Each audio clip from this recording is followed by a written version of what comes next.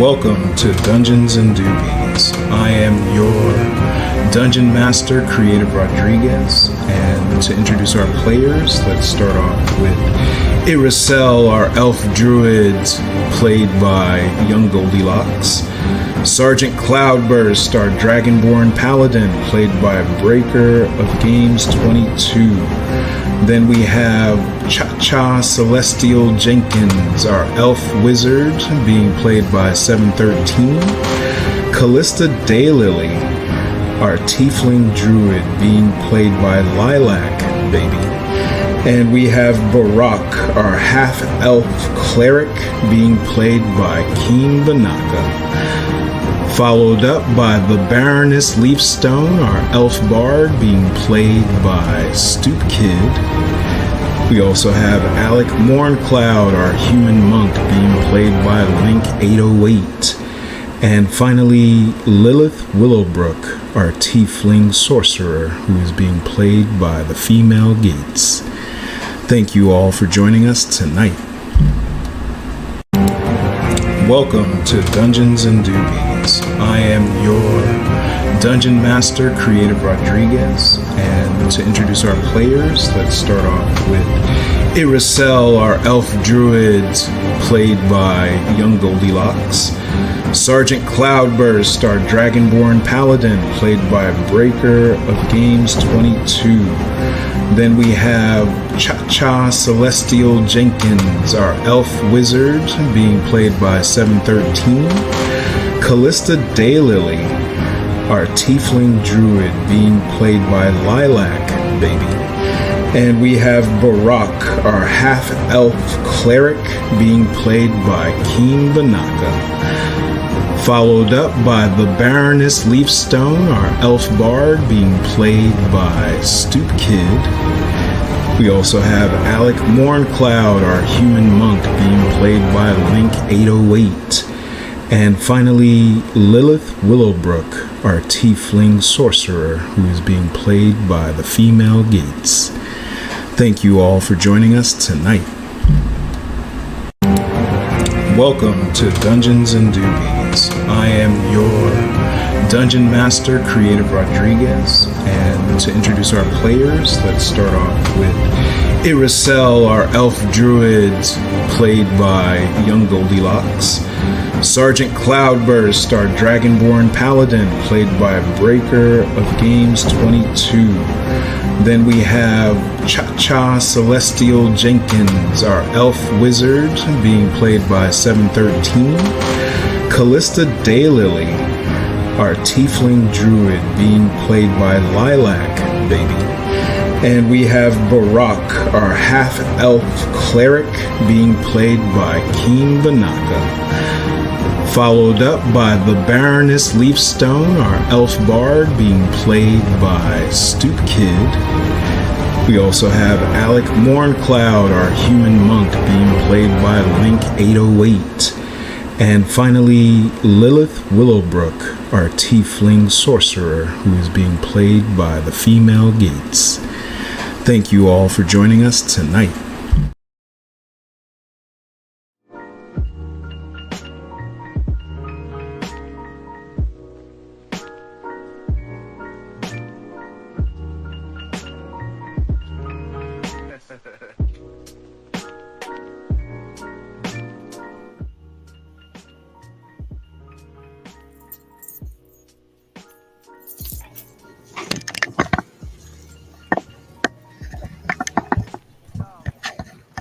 Boy, we down this beach fumbling tonight. I can't find my camera together.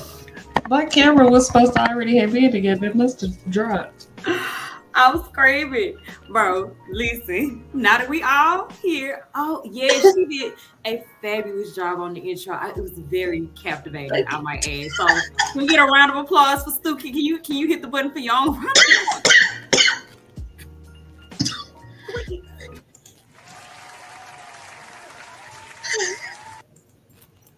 Not you cut the bitch short. It's like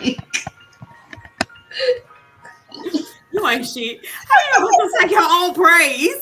like, you know. Oh my goodness. Welcome to the Dank Side, where we are always streaming from Dankland. Make sure to tell a friend, to tell a friend, to tell a friend that Bake Marriage is always what? Streaming again and again and again and again. And tonight, with your dungeon people, as we play another fucking great game of Dungeons and Doobies. Period. So, without further, I'm sorry, and you with your bad bitch Druid Elf, Young Goldilocks, being played as ourselves. And your boy. Barretta. Well, I guess I'm not your boy here. I'm Baroness. There you go. There we go. Baroness Leafstone. Here he is. And without further ado, we'd like to introduce and spotlight our very, very, very talented and creative dungeon master. The one, the only, the fucking creative, Rodriguez. Hello, everybody. Thank you for that intro. I appreciate that. And Stoop, that intro is hard. Yeah. It was amazing. It's the best. Yes. Wow. You did an amazing job. Right. Amazing. All right. So with the intro, everybody know who the characters are, who the players are. So I think we should just dive right in, right? All right, just dungeon pick up people. where we left. Let's bring Cal on in. All right.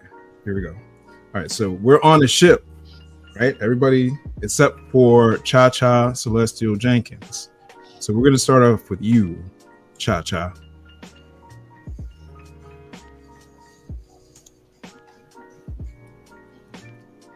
All right. You wake up and you're inside of Cha-Cha. Can you hear me? You're inside of Dr. Doodle's office. You're in one of his patients' beds. You're waking up.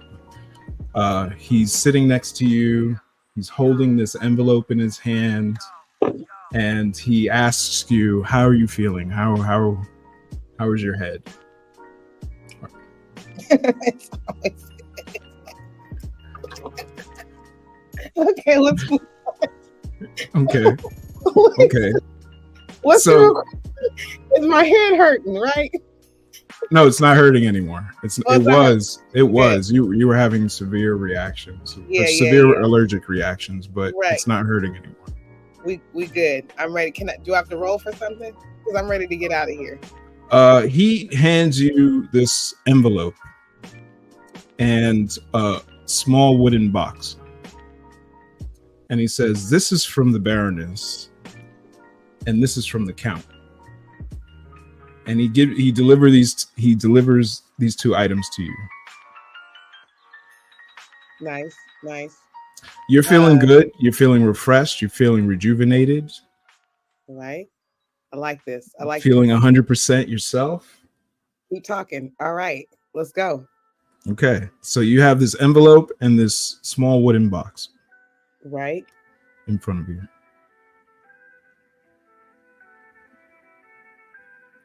I take it you. I want to open the box up first. Do I have a choice? You open up the box. No, yeah, you do have a choice. Everything is a choice right now. All right. You choose. Right. So you open up the box, and in it is a small envelope and a scroll. All right. I'm ready to read that. So the small envelope in the wooden box. Sorry, say again. Is it in a different language, or can I read this letter? Oh, you can read it. You recognize the handwriting. It's the Count. Okay. And in that, he says, "Here, I'm providing you one of these teleportation scrolls that'll take you to my daughter when you're ready to use it." Bet. Okay. And then you have the other envelope, which is from the Baroness. All right, let's open that up. Let's take care of that. All right. So it's written in that illusionary script. So if anybody else was reading it, they would read something else. But when you read it, you read that her plan to steal Baron Frostwood's ship from the dock. And she regrets that she had to leave you behind. Wow. Right? Stealing the boat was worth it. Okay, loyalty, loyalty, loyalty. Kendrick Lamar. That's just a little quote, but go ahead. So you recognize the scroll. You know the scroll from the count. He's made a few of them, and what it'll do, it's a one-way teleportation, one-time use scroll that will teleport you to wherever his daughter is located. Okay, all right. I realize that I'm supposed to be protecting the Baroness, right? Is that what I'm to understand? Because I remember that. Correct. Oh man, and she left me, right? She did. Okay, I just got some emotions now I need to work out. Is there a way that I can Please. send her a message and be like, "Nigga, what the fuck"? I mean, can we say that? You could use a teleportation scroll and ask her yourself. Oh, okay, all right. I guess I need to decompress and really receive this information. And I'm ready to leave the hospital and ask this nigga, "What the fuck?" Okay. So are you letting me know that you're going to use right then and there, or are you going to like get your stuff ready or anything like that? Because right now you're in a hospital gown. If you use right, it right, right. Let me get my shit together. Okay, so you get your shit together, and once you feel you're ready, you go ahead and activate the scroll. Scroll activated. Where's she at? Because we need to talk. So when you're teleported, you're on a ship, right? But this ship is like it's groaning and it's creaking because these massive waves are like smashing the side of the hull, and the impact is reverberating throughout the whole wooden frame. The wind is howling like a living beast, tearing at the sails. It's just like ripping that rip and whip above you, and it's just you're in the middle of a storm. All right, can I get some clarification on the integrity of this ship? Is it like a bony pony, or is this like a really good ship? It's a really good ship. It's a very ornate ship. It's the Baron Frostwood's ship. It has like red velvet sails with gold trim, and and it looks really good. If it wasn't for the fact that you were like holding on for dear life to make sure that you don't fall off the side of this ship. I just had to make sure it was worth it. So this is the golden tuxedo of ships. Okay, I got it. All right, we there. All right. In the middle of a storm. And now everyone is there. Everyone is here. Everyone, you see this bright white light, and then suddenly Cha-Cha appears before all of you. And Darren, the sailor, he's been teaching you guys how to sail a ship. So if you look at your character sheet, you now have, sea vehicles. You know how to sail a ship. And you see everyone in the party. You see Callista, Barack, Cloudburst, Iracel. Everybody's like tying down ropes and trying to secure stuff. Y'all better be goddamn, keep this shit up. All right, go ahead. And you see the Baroness. She's on the wheel. And it's like Barack is kind of showing her how to steer the wheel on the ship and how to navigate through the waves. You got Alec. If he's not meditating, he's helping out in some way, shape, or form. You got Lilith looking a little shaky, but she's holding her own. Okay. All right. So right now, I'm just gonna go through each person, and you're on this ship in the middle of a storm. What are you doing right now, Iracel? Right now, I need to have a conversation with Baroness because she wasn't supposed to leave her ass anywhere without me. Like, yeah, let's talk to Baroness first, real quick. Yeah, Baroness, you see Cha-Cha heading directly towards you, beelined. She's focused on you. Have a discussion. Yeah. Baroness, what you got to say for yourself? Nigga, we here now? Girl, you were sick. We couldn't bring you. You were sickly. We couldn't bring you on the ship. Nigga, we sick. We sick. How we sick and trying to take care of a regular sick person? Okay. Maybe I know you was gonna get better so quickly, but I'm glad you're here. Okay. All right.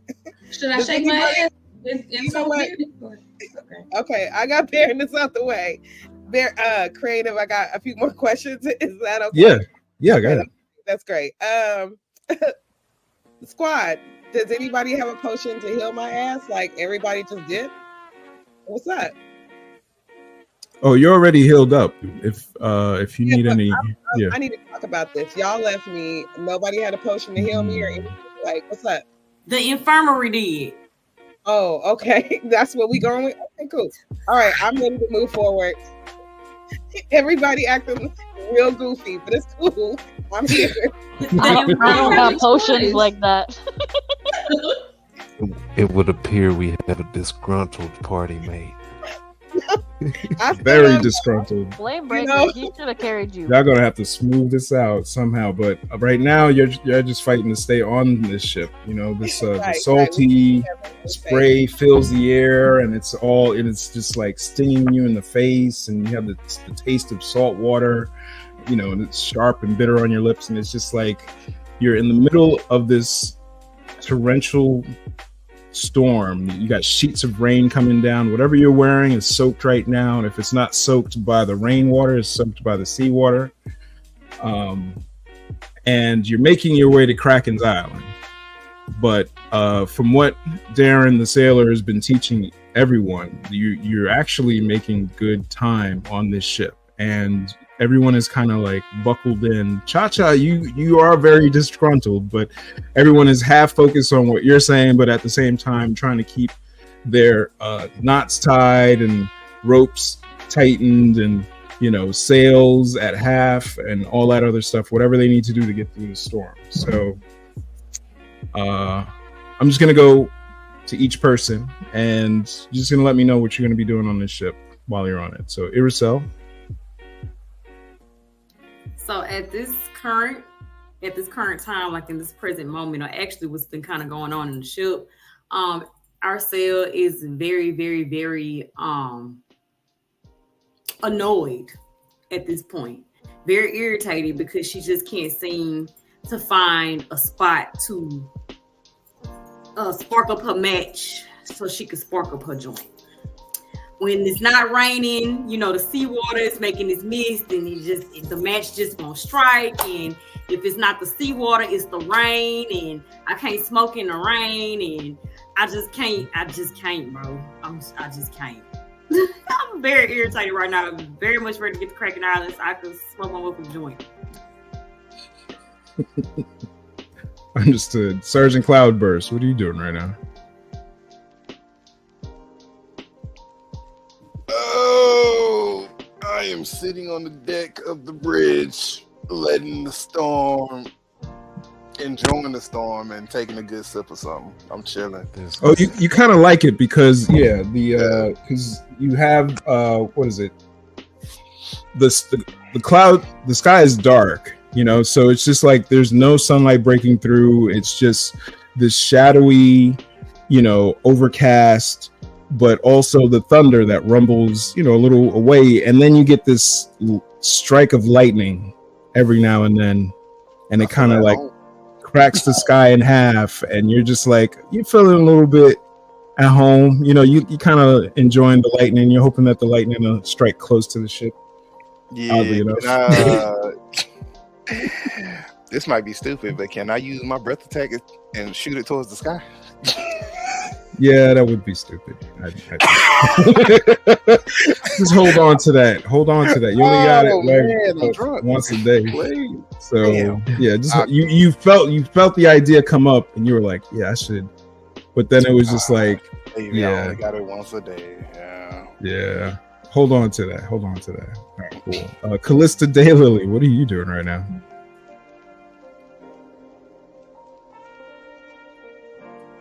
How are you feeling? I hope you're feeling better.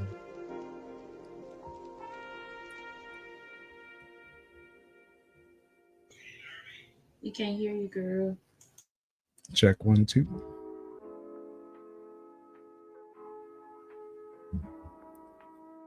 All right.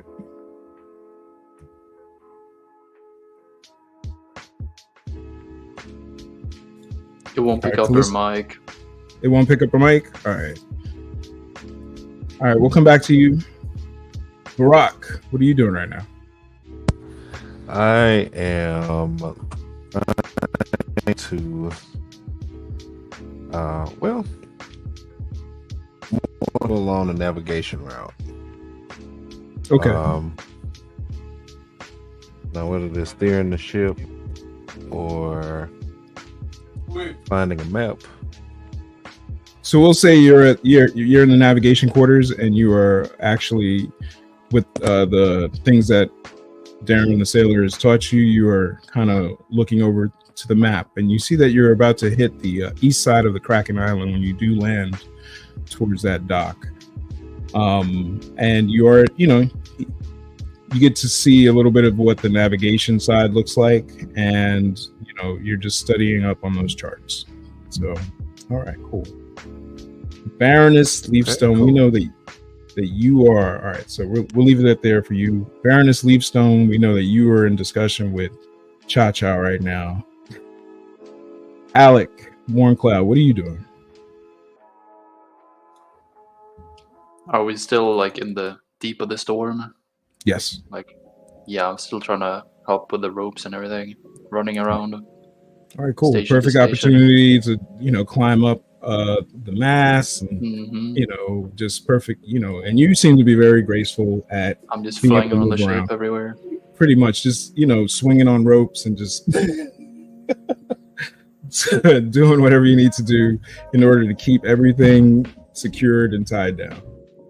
Awesome. Lilith Willowbrook, go to you now. What are you doing? Well, you see, I don't know a whole lot about sailing ships and all that. So I'm off to the side. I'm sparking up. I'm dealing with my inner demons, trying to figure out what is going on, what these visions mean that I'm getting, and just doing some introspection off to the side while also keeping a lookout to see what's going on in the ocean. Okay. All right, cool. So everyone, it's good that you mentioned that, Lilith. Everyone give me a perception check. I'm about to get another vision, aren't I? We'll see. All right, Alec. Ooh, Callista with the 4. Oh my goodness. Oh, perception check. I got it. Oh, Lilith with the 21. Wow. Look at that. I'm so perceptive. Barack with the 18. Baroness with the 19. Okay, cool. I'm an aristocrat and I don't roll for right.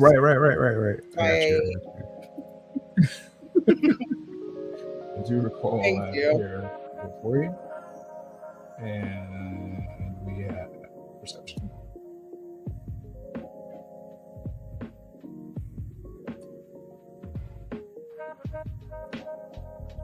All right, Aerosol 21.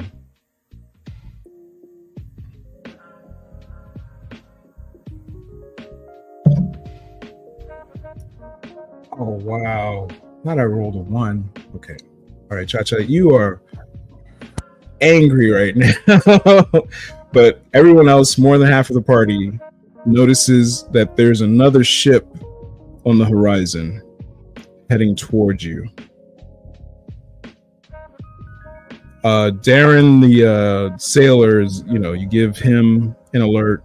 He looks out. He breaks out his little, what do you call it, telescope, and he has a surprised look on his face, and he says, he lets everybody know it's Warsh. It's Warsh and his ship, and he's headed this way.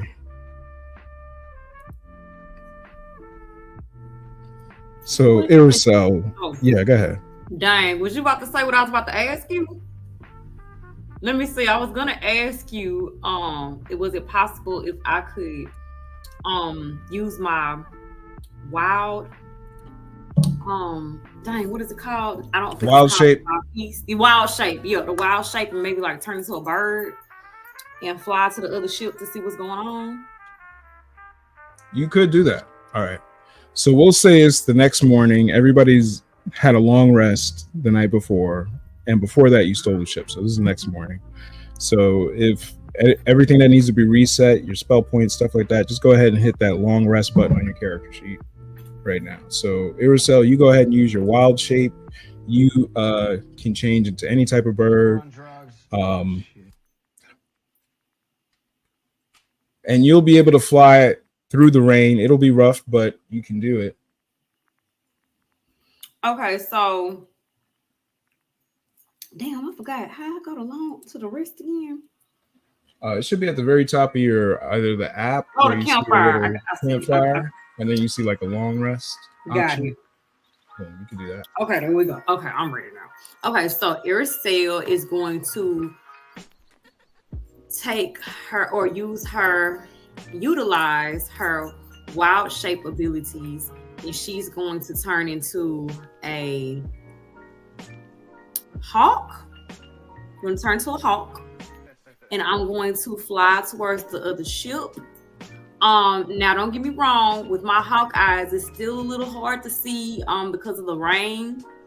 Kind of getting swayed a little bit, so I'm having to make sure that my feathers and my wings are very steady.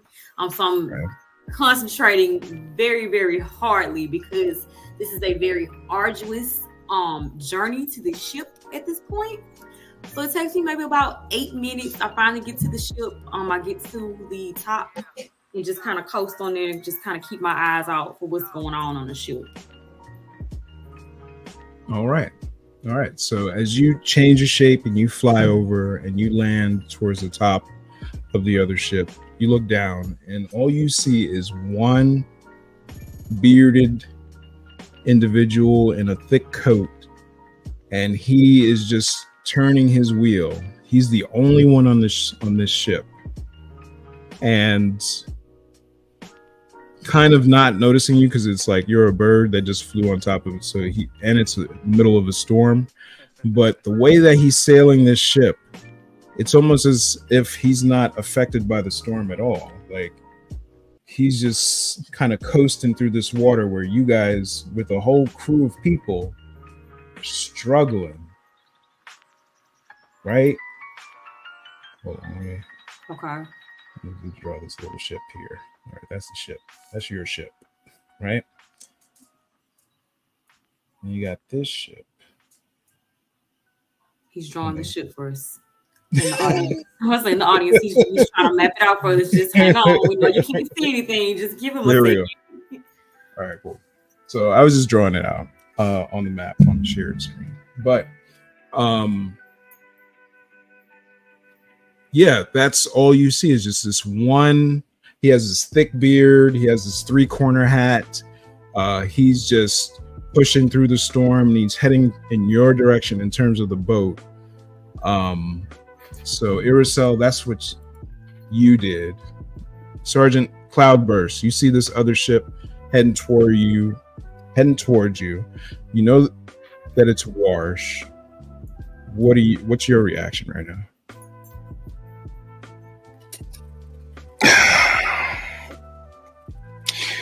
Well, with us having another ship coming upon us and it's Warsh, I'm thinking that we probably stuck in a situation of he's trying to stop us from getting where we need to go.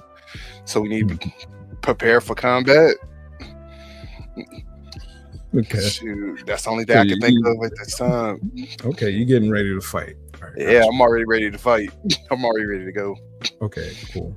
All right, so that you're ready to yeah, if there's gonna be a fight, you're gonna be ready to fight. All right, gotcha. Yeah, do we have cannons? No, you have no cannons. Cha-cha. You see the ship coming at you. You know that it's this individual Warsh. But I don't know if you know the history behind Warsh. So maybe that might be a question for you. Who's Warsh? That's a big question. Who are these jabronis? Anybody want to take a stab at explaining who Warsh is? Or oh my gosh. Well, let me turn my camera on. It's the jabronis for me. Warsh is the ferry owner. And last week we came to a vote and we decided against working with Warsh because we really don't know what his motives are. We really don't know what his intentions are. And he's kind of known to be a shady character.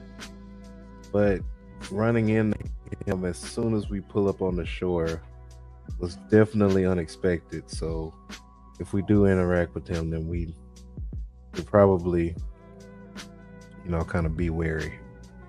All right. You got bad energy?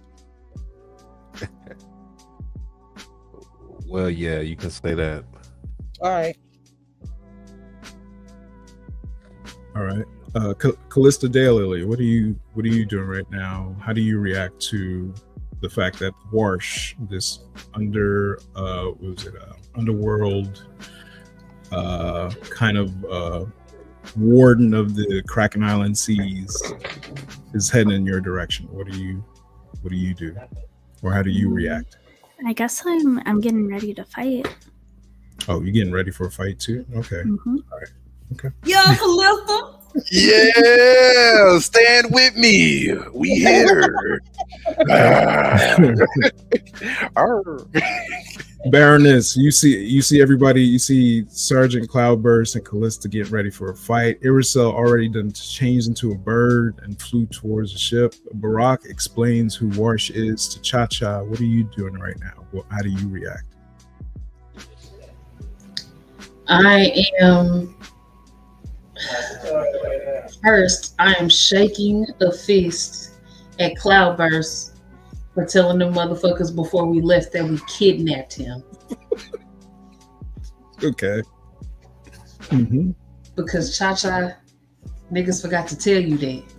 Crazy. Before we left, Cloudburst. And you still on that. Cloudburst decided to tell them that we kidnapped him. So, wow. So are you saying Cloudburst is an op potentially? I'm not saying that. What I am saying, he did some punk ass shit though. He definitely did some punk ass shit. I think he just made a decision before discussing it with us. Man's just put it out there, but it could work in our favor though. He did do that. It could work in our favor. So I'm shaking my fist at Cloudburst because I'm still remembering. Okay. We remember. We about to remember. Yeah, we remember when you made that punk ass decision, punk ass nigga. Okay. That's why you a fucking bird. I ain't said shit to you, fucking bird brain ass nigga. Damn, go fly into a storm. Breaker's just throwing everybody under the bus. You see how punk ass niggas work? That's the type of shit that punk ass niggas do. They do punk ass nigga shit like how niggas birds. Nigga would actually turn into a bird, but you won't know, nigga. Okay. You tell him, Maricel. You get him.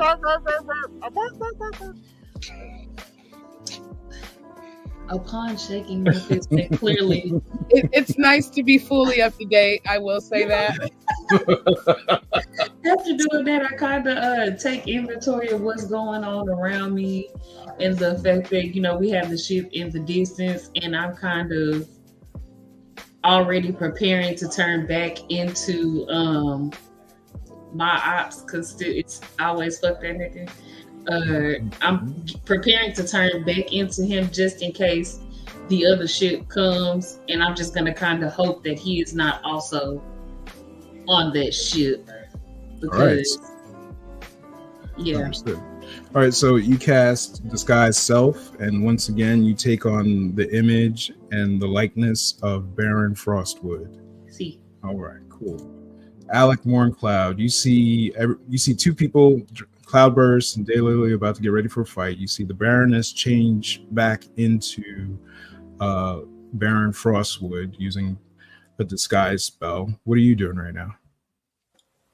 I'm still up at the mast, but I think the Baroness's idea is way better. So I'm gonna try to make that work whenever they get here. And understood. Lilith, Willowbrook. You see half of the people getting ready for a fight. The other half you see the Baroness change back into Baron Frostwood. What are you doing right now? I am sitting back. I already looked through all my stuff. There's not really anything I can do. So, and I don't want to start a war just in case, he comes in maybe peaceful or just kind of, I don't think he's going to ignore us, but I don't want to start anything on my own. So I'm just going to sit back, kind of observe, I'm side-eyeing Cloudburst just to make sure he's not a full traitor, because I don't know if I trust him anymore. But I'm gonna sit back and keep that opinion to myself, and also keep an eye on the boat that's coming toward us, and make sure that we're not starting a war on this whole piracy journey of ours. Gotcha.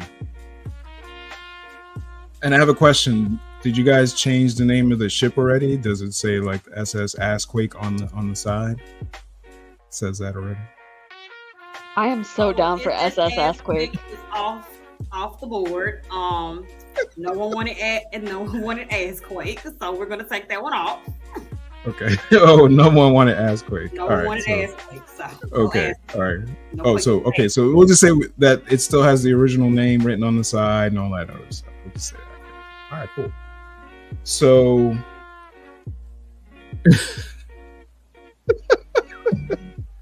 Oh, the titties are jiggling, baby. Look at titty roll. 21. They are jiggling, but you're the Baron Frostwood, so I don't. The chesticles. I don't know what is happening here, but I guess you do the whatever Baron is, whatever that roll was. You did that before you changed. Okay, cool. So we go back to Warsh's ship, and Iricel, you're on the top of the mast. You're looking down, and he just smoothly maneuvers his ship and is now circling the ship that you guys are on, like sharks circling whatever's in the water, right? And he breaks out this, like, it looks like a horn or a megaphone of some kind, something to help amplify his voice. And he says, Baron, it's good to see you again. Go on, just pay the toll. Wow. Iricel with her hawk eyes, with no eyebrows, just looking like, what the fuck? Wow. So right now, Warsh's ship is like easily circling you guys' ship. Mind you, I'm still on the ship circling with him, and I'm still taking her back. Right? And he seems to just be waiting for the toll to be paid. You finna pay that motherfucker so we can go. Does the parent have some secrets? Oh yeah, it sounds like the Baron got a lot of secrets. Remember, you guys, when you were looking through his stuff in the ship, yeah, he owes money to the city's crime lord over there back in what you're Flan. so right. I'm about to say, it's one thing to have to pay the toll. Like, you just can't swim here or sail here because there's a toll to be paid. Like, this is the toll fee, the toll. Mm-hmm. But it's another thing to swim around another nigga boat. Like, you owe me money. Hey, you got to pay. Where's the shekels? Not the ship drive by. Yeah, he's waiting for his toll to be paid. Do I have the money to pay? I think you may have the money to pay. How much money do you have on you? I don't know. How much money you got on your character sheet? It's gonna be a little gold. Character sheet. Ain't you supposed to be like billionaire boy Bruce Wayne or some shit like that? That's what I'm hoping. Shit. A little bit. Yeah, doesn't she have like old money? Right. What is you checking your generational wealth? How much cash you carry on you? It's not ask like you your daddy to send you some money. Stack of gold bars on. Apple pay me this shit. Will they take shaking ass as a toll payment? Or they take titty shaking as a you are a man. Not as the unless y'all pitch it. You are a mom. You don't want to see your ass and titties. You don't even have ass and titties right now. What are you offering? What you don't have? You are a mom. You think they would take pee-pee size? That you would think. So what are the options? How much money you got? Options is to pay the man. I can't make the money. I don't know. I don't know where it's at. Oh, it's in your inventory. It says you have 225 gold on you right now. Okay. Yeah, you don't pay this man 2 gold coins. Come on. Can I pay 2 shekels? Do you ask him that? Do you ask him, can you pay 2 shots? I need to. No. How do I figure out how much the toll is so I can figure out what I'm not gonna pay? That's the question. That's the question. Okay. All right. Okay. Mind you, Aracel is still on the ship, baffled as fuck right now. Haggle. You gotta haggle. Oh my god, haggling shit. Have to be careful. It's a toll. You can't haggle a toll for 4 shekels tomorrow. We haggling this damn toll, apparently. What sign is this man is still circling around y'all? Not me, but y'all. I'm on his ship, and I will leave with him if need be. Get him, like, hey, bro, pay later on credit. And he yells in the phone, Baron, what's taking you so long? And he starts to get a little irritated, and he's looking at each of the people, each person on the ship as he's circling around. And the way that he's circling around is eerily, because it's like he's not affected by the waves, it seems, on his boat. But you guys are struggling to just, stay on your boat because it's rocking so much. Okay, so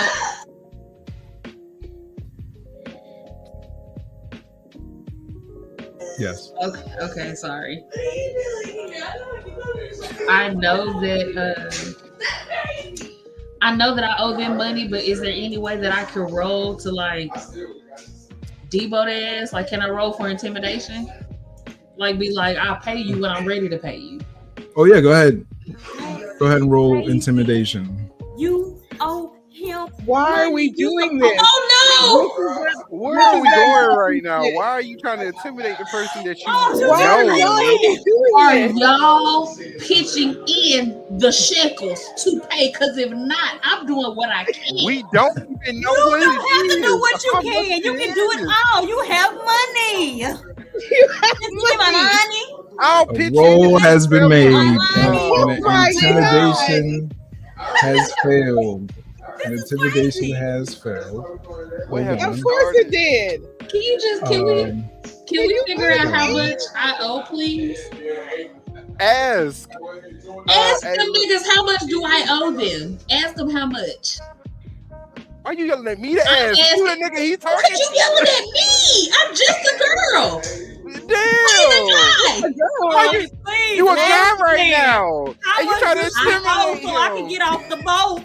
I can't ask nothing if y'all keep bring your brain ass back over here then. How about that? Now I don't want to be over there. Jesus.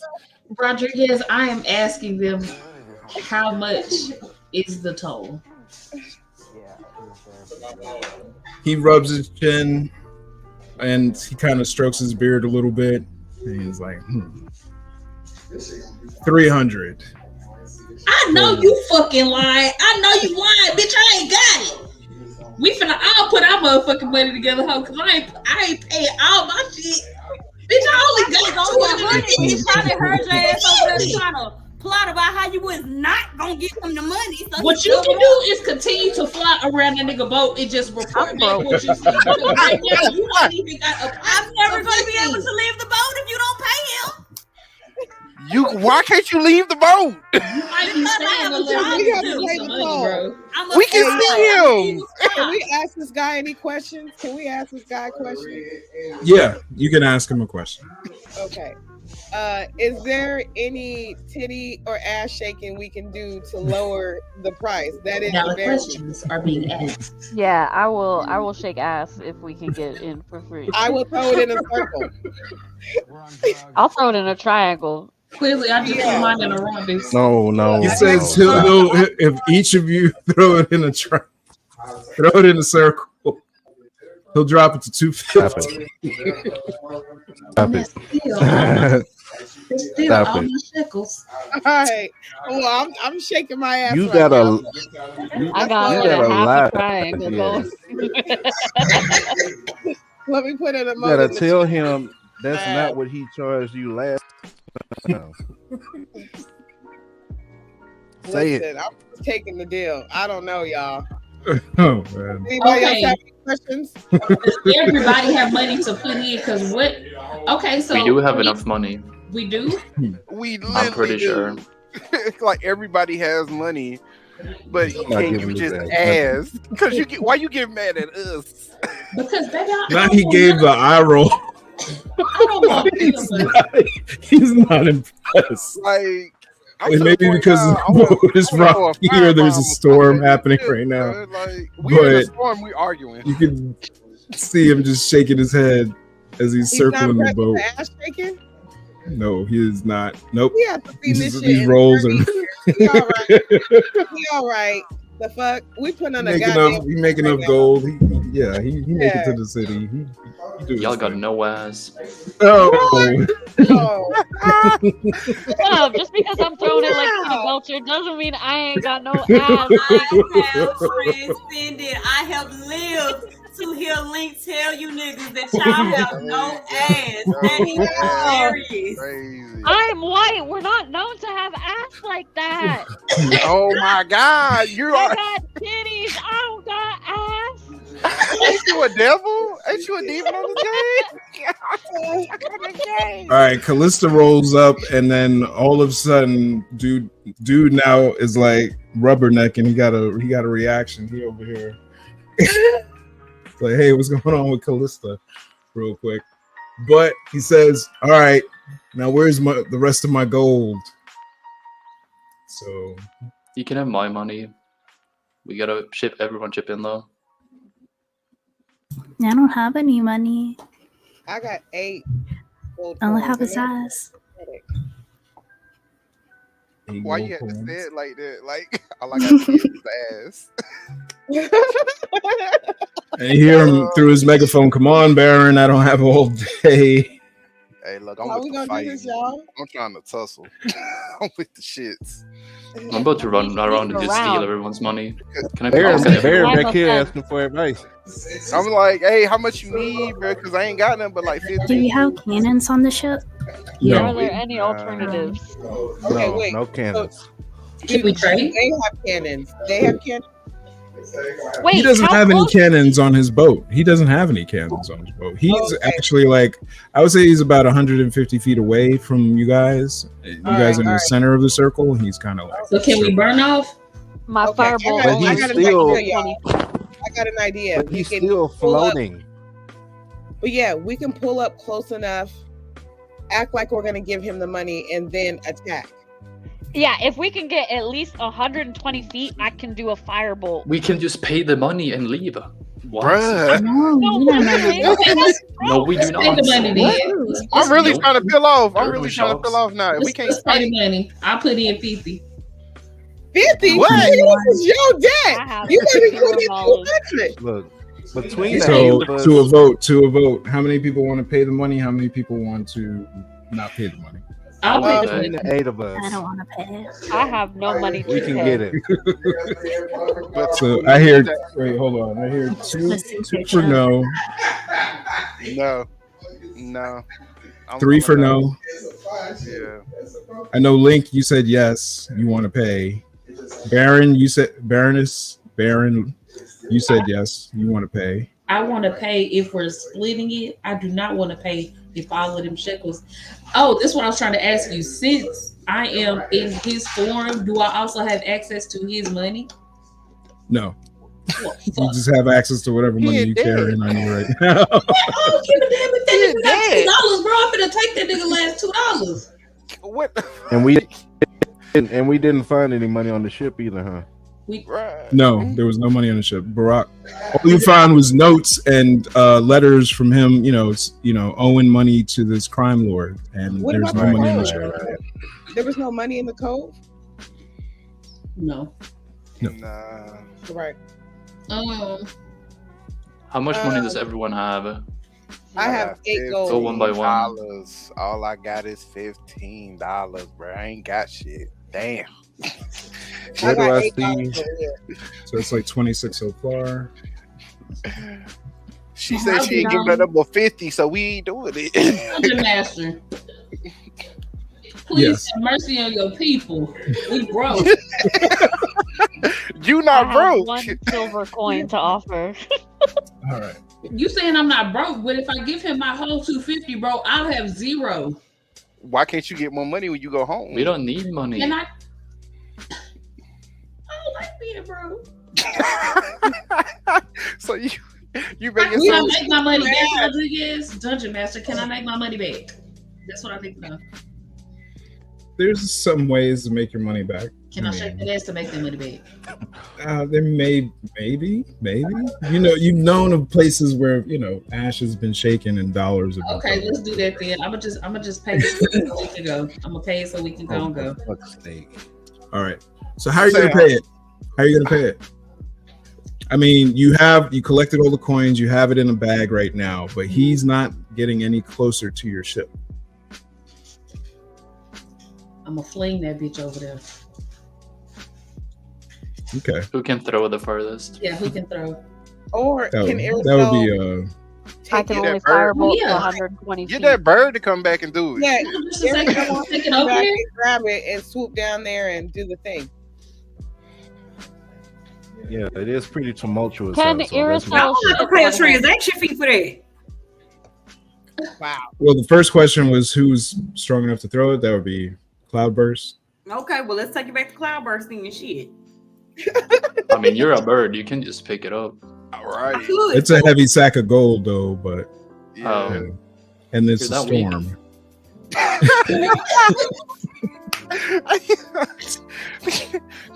Yo, Leak coming in with the hits were god dang.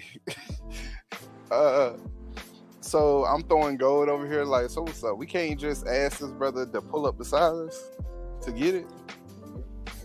What if Are you I'm gonna ask him? Are you gonna ask him? Yeah, ship to ship. Hey, pull up. Can I ask him? Like, is he gonna listen? Yeah, to you me can after ask him. And then as soon as you can ask him. And as soon as you ask that question, he gets this like troubled look on his face. It's like, Baron, you've done this before. Why does your crew or you not know? And then he kind of like gives you guys a shifty look, and he just waits. He just waits for like a small moment to see what you guys are gonna do. Throw the money in the water. I don't know how else we could do this because he's controlling the storm. It seems like it because the storm's not affecting him. He ain't trying to pull up. So he got cash out. Yeah, if he's controlling the storm, you throw it in the water. I'll get it. Will that? Are we throwing an offering? Is this a god? No, I mean he doesn't give that aura or that presence of that. But what are you gonna do? Can we throw it? Do we throw it in the water? Is that Wait, a question hold it over or the edge and see what he looks like. No, I'm If he makes an asking like expression. how. Okay. Yo, I think if you throw it in the water, we need to be prepared for war. Like, we got to have something going. And I'm I'm not holding. going Are to you- be in a bitch if we throw that shit in Cowbirds. the sink. Are you If we throw holding it in the over water, the and edge? we don't get it. It's war. Y'all. Is there like a How are floaty we that we can put the supposed to- money on and then throw it into the water? That way it doesn't sink. Yeah, do we have a boat? A little boat? you look over the edge of the boat and you see this have through this rope. waves and through the choppiness of the waves, you can make out a form, something that looks like an octopus, and it's kind of just swimming in a circle. And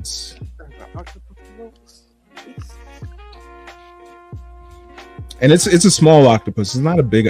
I would say it's about the size of maybe a humanoid person, about the size of the Oh, we could beat it.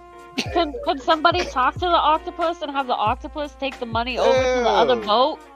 They be smart as hell. No. I'll talk to the. Can I talk to the animals in my wild shape ability? No, you can only But maybe be but the creature that you are in your wild shape. maybe Can't talk. Callista could.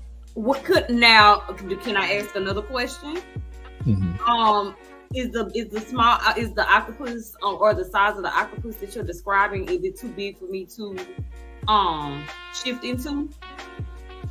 No, it's small enough for you to shift into. It's not a big octopus. It's a small one. So what if I said I would change forms into an octopus and handle the transaction? Is that possible? Just throw You it in could- the water. Yeah, you could change your form into an octopus. That would use up your second wild shape for the day. Oh no. I might need that later. Mm-hmm. But I am willing to risk it for a fee. Right now, Sergeant Cloudburst, what are you going to do? You are holding the gold in your hand, and then this captain is looking at you with the shiftiest of eyes, waiting to see what your next reaction is going to be. All right, so if y'all want me to throw it into the sea, can I get a vote for that? Can I get like them to vote? Because I really don't want to do it. Like, I'm gonna keep it 100 with you. I'm holding all the power right now, and I don't want to throw this gold into the fucking sea. We could have fought. There's so many things we could have done. Can you hold it over the edge of the ship? We stole the ship. I don't even know this nigga. Making a face. We could have told him, like, yo, we stole man's ship. he would have rocked with us or something. Might be his octopus. Yo, I have a plan. It might be his octopus. Yeah. Oh, Cecile. Can she talk to the octopus? I was gonna ask that. Wait a minute. I can charm somebody. I can charm a person. I'm just saying. So how close do they have to be? Huh? How close do they have to be? 30 feet. Within 30 feet. Yeah, 150 feet away. In a storm. All right. I'm gonna just throw it in the sea, bro. You throw it in the water. You throw it in the water. I'm holding the story up now. Fuck it. Why'd you do that? Water. You just told me. You said throw it in the water. It's gonna sink immediately. Man. So you think it's gonna sink, but then the octopus kind of grabs hold of the bag and is kind of swimming its way over towards Warsh's ship. And then he tilts his head back, and it's just like he got his suspicions, but you done paid. And once he gets, you see the octopus kind of climb up the side of the boat, and then kind of drop off the sack of gold coins towards him. Slowly walks over, picks up the sack, kind of fiddles through the coins, kind of counting, making sure everything is there, and then he then goes back to the wheel of his ship, and then the weird thing is that he sails away, but he sails away backwards into a cloudy mist as he's looking at you guys. You've paid the toll, so you can make your way towards Kraken Island. And that was just a very odd, weird moment there. But I was about to say that was tense. Like, what was that? Toll has been paid. That? You paid Warsh the boatman. Nah, that's all it was. For you, that's all you know, right? Hey, bro, he had a lot of presents for somebody that popped up, and we paid him $250, right? Because they shoot some ass and titties, so it was like $250. So as he is, sailing backwards for some odd reason, he disappears into the mist. Maybe about 30 seconds after he disappears into the mist, Aristelle flies out of the mist in her hawk form. Flies very rapidly to you guys because she's actually kind of freaked the fuck out just a little bit. Like I'm flapping the fuck out my wings at this point. Like seriously. Oh, look at this. Trying to get to the boat. But what I can tell you is, before I dropped a few coins, and guess who grabbed them with them talons? It's his eye. So I fly back to the boat, about 3 gold coins, which y'all niggas don't know. That's crazy. How you just magically give yourself? I'm broke. I hate it here. I fucking hate it here. Just a couple shekels, just a couple of gold coins. It ain't nothing too much, just a few. Darren the sailor's just shaking his head, and he's just like, "See, that's what I'm talking about." Okay, I don't know what that was. Huh? Oh, so I'll take the gold out later, but for right now, I'm gonna take 250 gold out of your pockets. But for right now, let's not worry about that. Let's worry about getting to Kraken Island. So, unharassed, you're able to make it to Kraken Island. You can see Kraken Island on the horizon. The storm is still going on. The storm is still here. And but getting to the dock is with Darren the sailor's help and everything like that, you're able to drop anchor. docked the ship, and right now you're at this port, or what looks like to be a port. It's a very rundown port. Like there are like another side of it is like broken and then falling into the water. It may have been because of the storm. You don't know. But then the port that you are, the boat is kind of docked at, is run down. It doesn't look sturdy. Some of the wood is a little rotted. But you're on this shore, and then you can see that it leads to a road. At this port, it leads to a road, and it goes up into this forest and further into the island. The beaches are rocky. The rocking of the boat still continues because the waves are crashing on the shore. But right now you are docked on Kraken's Island. Did it.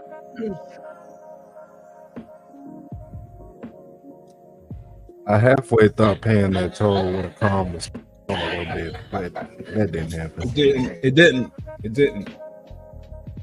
Doesn't seem like the storm is connected with whatever was happening. So with Warsh, it's independently just getting bad, and it looks like potentially could be getting worse. Well, we need to hurry up then. So we docked and we still dealing with the storm, and we need to find shelter at this port we have. Right. Right.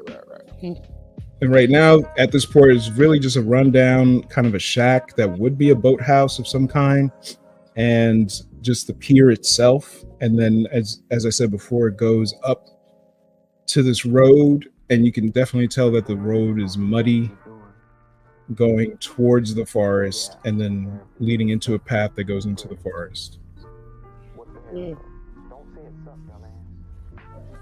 Darren says that he's going to stay at the ship.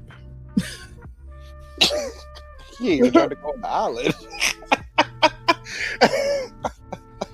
Because you need someone to watch out for the boat, but he would definitely want to volunteer, but he's going to trust that you guys are going to be able to either bring back some information about the people from his town. Sounds like we need to go Darren? Try to Darren Asylum? You better not leave us on this island. Because number one, you better not leave us, and number two, you said you was going to cook for us. The North remembers. Oh, he did cook for you guys the night before. He cooked.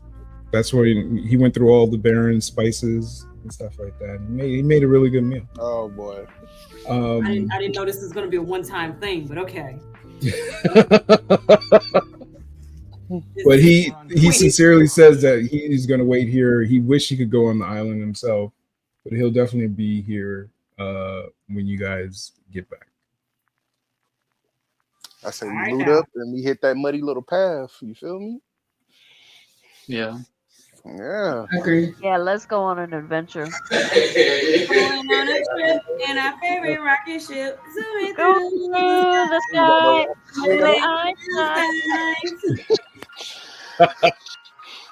Oh, and the store still beat my ass.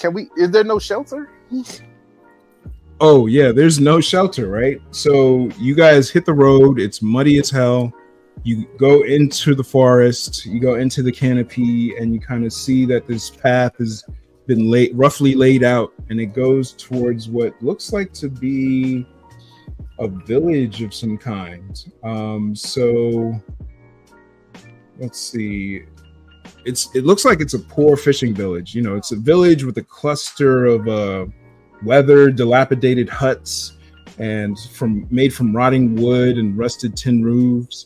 There are like nets hanging on the side of buildings, and the boats are like turned over. You see the paddles next to the boats, and it's just like people dressed in like these ragged clothing and kind of just treading through this mud as the smell of fresh and rotting fish kind of fills your noses, and there's still the scent of the salt water, but more on the rotting fish side, right? And then you have this smoky tang of grilled fish once you get past the smell of the rotting fish. And it's just rough living, right? You have these villagers that are looking at you, and they're all human, and they all, strangely enough, almost share some facial characteristics, all of them. And you're not greeted. There is no fanfare. There is no I'm wondering about. Yeah, you're just greeted with nasty looks, like, who are you?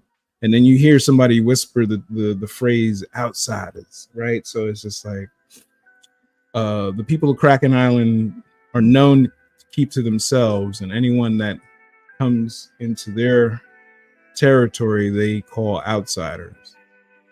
And themselves, they call each other the folk. And anyone else is an outsider. So it's like you're not greeted. You're kind of like, some people are starting to walk away from you. You're given very nasty looks as you enter into this, what would be considered a town, but it's so run down that it's hard to even call it that.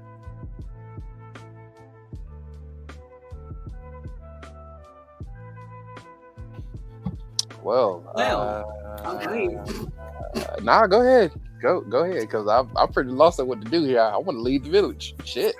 So after paying that toll, I think the fuck not. I blame you. That is your fucking fault. I don't know. Our sales feeling a little out of place right now. She is. She's a little concerned. You know what I'm saying? These people kind of ugly. Thinking this motherfucker. I'm trying to figure out what is the need.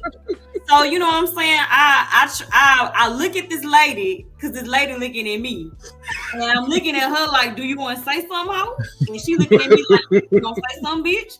So I walk over to her like, "May I help you?" Okay. And she gets this disgusted look, and she kind of cringes, and then she like shrinks away from you. But everyone, go ahead and give me a perception roll right now. Oh Jesus, my last one was like a 4. Right. So we got a 13. I would also like to say that I can charm a person. So if that is needed during these circumstances, let me know. And I don't roll for myself. I'm an aristocrat. I roll for you. I got you. Thank you so much. Damn, I got a 5. What did I get? 5.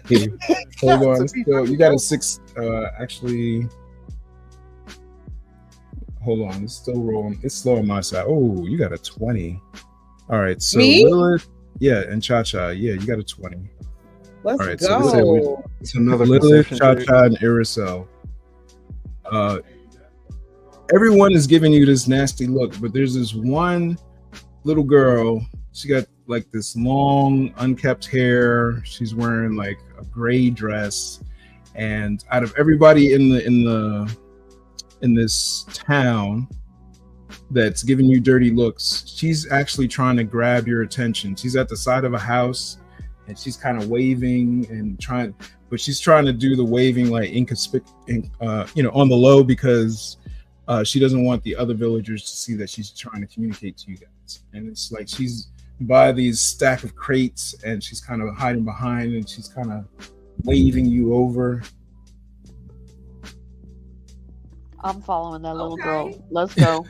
I'm following it. Let's follow the little girl. I can tell you trying to ring a player real quick. You know what I'm saying? I'm so perceptive. She wants to tell me something. Yeah. I did an energy check, and her frequency seems pretty good. So let's do this. Okay. So as you guys kind of like make your way over to the girl, she kind of guides you to this one of the shacks, and it's kind of like you see her like taking a piece of chalk, and you see that she drew like a ship on inside, the walls of the house. And she points at you guys, and she hasn't said anything verbally yet. And then she points at the ship. She knows we're pirates. Can I use insight? Yeah, you can use insight. I look at the little girl, very bewildered at this point, and I ask her, "What does this ship mean? Why is this ship important?" And then next to the ship, you see the drawings of what looks like to be these three monstrous figures, right?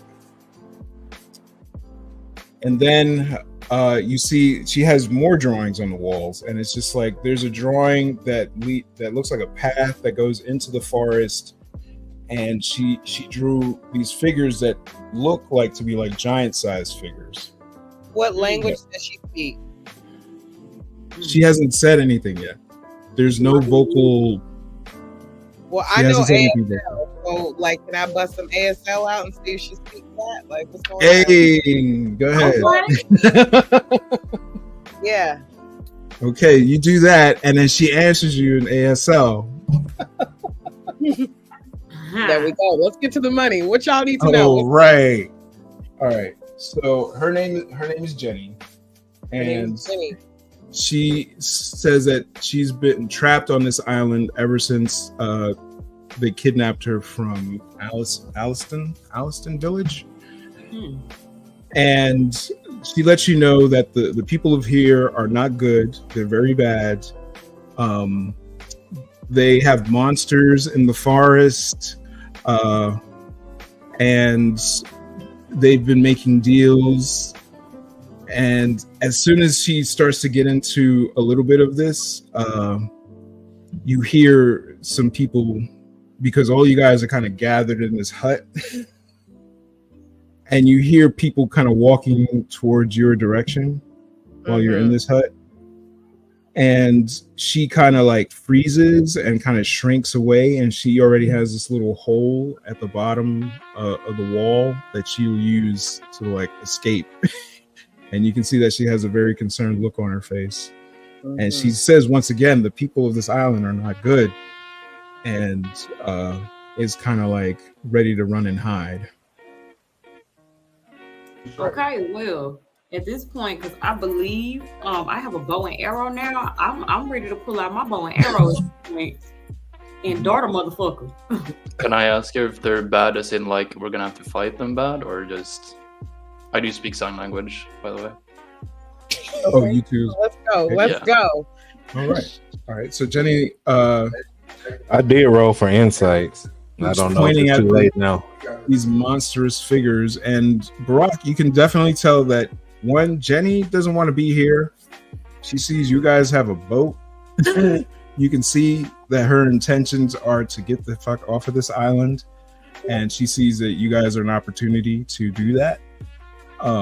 She's also, when Alec asked the question, are they bad? She points at these monstrous figures, and she points at the giants in the forest, and then she's nodding her head like very bad. And then from there, go on the island, though, baby. Like we can't do this with a purpose. So you explain to her that you're here to do something, or what are you saying, Emerson? If Cha-Cha could translate that. Got it. We came here with a purpose. So could you tell us more about, you know what I'm saying, I guess about the island, things that we should know, you know what I'm saying, that would increase our chances of survival? All right, well, hold on. Let me break it down for her. Let me translate what you just said to her in ASL. Number one, what the fuck? We just got here. We spent $250. We shook ass and titties, okay? And did. And did it. And we here now. You can roll with us if you like to. I'm signing all of this. Also, should we be in fear of our lives? Because we're here on a mission. So we need information on our mission. And she nods her, when you ask the question, should you fear for your lives? And she nods rapidly, yes. don't trust. She says, don't trust the people of this island. They are getting powers somehow, and you need to be very careful. Okay, I tell this to Iracel, and at this point, I think we all should figure out a plan of how to be safe, gear up, and figure out how we're going to get to our next destination. I concur. I think damn. Could you ask her I was gonna ask, does she know what the power? Like, does she know how they're getting powers, or has she seen anything like where they do a ritual? And then she pulls back with this raggedy curtain that's covering up another part of the wall, and then she points to what looks like a map. And it's like you go through the forest, past the waterfall, down the cliff, and you should see a cave entrance. And she's like pointing at the cave entrance. All right. And she says, whatever they do in this cave, that's something's in there. And they come out and they have weird powers. Okay, so we got a general location to start it. Okay. Wait. Does she know if they have any weaknesses of any kind? She doesn't. She shakes her head. Dang. Okay. Okay. All right. Well, this was helpful. We thank you, little Jane, Jenny. Thank you, Jenny. Whoever you may be. Messing that girl name up. And as you hear the Can you ask her footprints? one last question, Creative? Yeah, go ahead. Is there anyone on this island that if we did decide to shake a little ass, would it work to get us past any point? Get us some money back. She shakes her head. No. Okay. You really gonna ask that child there, Cha-Cha? Hey. Children are exposed to a lot more than what we know, okay? Oh, man. Oh, man. You never know what they were holding her hostage for. I do have another question. Is there anybody else that would help us against everything on the island? Like, who's against what's going on? And she explains to Cha-Cha, no, anyone it could get off of this island already did, but if they tried and they weren't able to escape, then, they disappear. We're fucked. They make people disappear. Now we ain't motherfucking fucked. We finna get in here and we finna whoop some ass and we finna kill some bitches and we finna slay shit in this bitch. I'm not dying on this. Did you look at my dexterity points? I think it's a -1. We did. What I said is on par with my character. You better find your ass a rock and get behind it then, because I ain't dying. Just hide behind Cloudburst's back. You'll be all right. What? Look. All right. All right. So, decision, y'all. We staying here. We going into the woods. Shit, we going into the woods. We ain't staying into here. The woods we go. Let's go. Shit. Let's go. Okay, so as the group, you can draw or write down the map and the directions of the girl. The girl's not going to go with you guys. She's going to stay right here in the town. As you guys exit, you could see all the huts, with the tin roofs and stuff like that, where the people were in the streets. They're now in their huts. They've closed their doors. They've closed their little window shutters and stuff like that. And the streets are totally vacant right now. And you can see the path that goes into the woods. And as you follow that path that goes into the woods, there's just an eerie silence. Before there was a little bustle of busyness. Now everyone is kind of sheltered themselves in and closed, their huts. You're able to kind of walk through the town as it's silent and get to that road and head towards the woods. And when you head towards the woods, you can hear the waterfall in the distance and you head in that direction. But Iracel and Callista, you are getting this really eerie feeling, and it's coming from this scent of rotting vegetation that's carried on the wind in the forest. Everyone else, it's smells like a forest, but a little bit more musty, a little bit more moldy. And yeah, it's right now the middle of the day, but the canopy is so thick in the forest that it hardly lets any lights in, just a few rays here and there. And as you travel further in, I need perception rolls from everyone. I also like to see, can I do a detect magic? Oh, you want to do a detect magic? Yeah, I want to see if somebody's watching us, like somebody near. Okay. Oh, damn. All right, so Lilith, you got a 19. Ooh. All right, and then for Cloudburst, you said you're going to use detect magic. Let me go back to do this perception again.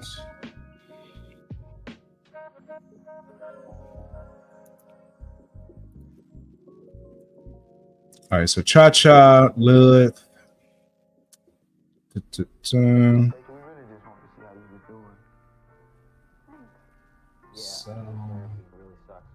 temperature. There you go.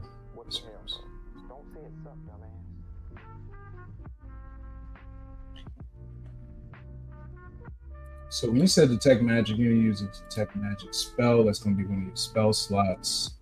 And for the duration of the sense, so you can concentrate up for 10 minutes, and anything within 30 feet of you, you'll be able to detect if it bears magic, what school of magic, and okay. All right, cool. So as Sergeant Cloudburst, for the next 10 minutes of the walk, is kind of concentrating on this detect magic spell. So within 30 feet of him, you travel about, I would say, about 200 feet into the forest, maybe 250 feet into the forest. And at that point, Cloudburst, you begin to sense what traces of magic in the ground. And if you were to recognize the school of magic, it has a very necrotic taste or tone to it. So we're just gonna call it necromancy right there. Lilith, you have a very interesting reaction. So you know how when you get in proximity of a dead body, you can experience its final moments. Yes. Oh, right. Shit. I need for you to give me a willpower check, saving throw, willpower, a wisdom saving throw. Sorry, wisdom saving. Okay. Yeah. All right. Oh. All right. So what happens, Lilith, is as you're following behind Cloudburst and he senses this necrotic necromancy type of aura within 30 feet of him, you begin to experience a flashback. And it's one of these flashbacks, these final moment flashbacks. But what's happening is that you feel something like slithering inside of your brain. Okay. And then it's like taking its final bite as it kind of severs your brain from the spinal column. Oh no. Right. But it happens once, and then all of a sudden it happens again, and it happens again, and it happens again, and it happens again. And next you know, you're overloaded with this sensation, each one from a different individual, but it's this something crawling into your brain and then draining the life out of it at the final moment, again, and you pass out. Sounds about right. I was gonna say I don't know how much of that I can handle. All right, so Cloudburst, Aerosol, everybody in the party, you see Lilith all of a sudden have this violent reaction, and then her body seizures, and then she drops to the ground. Damn. Sergeant Cloudburst, 30 feet north of you, there is a strong taint of dark necromancy magic, and you can see it like a cloud in the air, a cloud of smoke in the air, purple smoke in the air, 30 feet away to the north of you. Damn. So okay, we got a party member down. We got magic coming from us, necro magic coming 30 feet in front of us. I feel like I got something else I can do, but I can't think of how to look at this shit on my sheet. What are you trying to do? What is your goal? Okay, so I need to get Lilith back up. Mm-hmm. But right now I don't have my healing up here or something, or I can't do nothing. I only got 2. Well, let's hold on. Or can she be healed? Let me ask that. She passed out. If you got smelling salt, so if you got a little herbal kit on you or something I have a herbal kit. There we go. Go ahead. Listen. So I'm gonna blow the weed smoke in her face. You gonna weed smoke in her face? Okay. That will wake me up immediately. Wow, that's crazy. I have a question. Yes, Barack, go ahead. You got a question. I'm looking because I was looking under actions, not under actions. My fault. Under skills, so I was gonna do ask about Arcana to kind of see what's going on here, but I also had a question about my senses, like particularly with passive perception or passive investigation. Since I'm just entirely new here. Yeah, those are skills that you would run. Investigation you would run if you were investigating something. Perception, passive perception is if someone's trying to stealth. Your passive they have to beat your passive perception to stay hidden from you. Oh, so those are just actually passive abilities. Got you. Yeah. Okay, so there's nothing I need to roll for. Irisel, you go ahead and give me a medicine check to go ahead and see if you could wake Lilith back up. Cool. So then the rest of the party needs to be ready for whatever's 30 freaks in front of us. What we about to fight. It's not my turn yet. Let's go. Right. So, Cloudburst, you are picking up 30 feet ahead of you. Your detect magic sense is detecting something dark in terms of necromancy.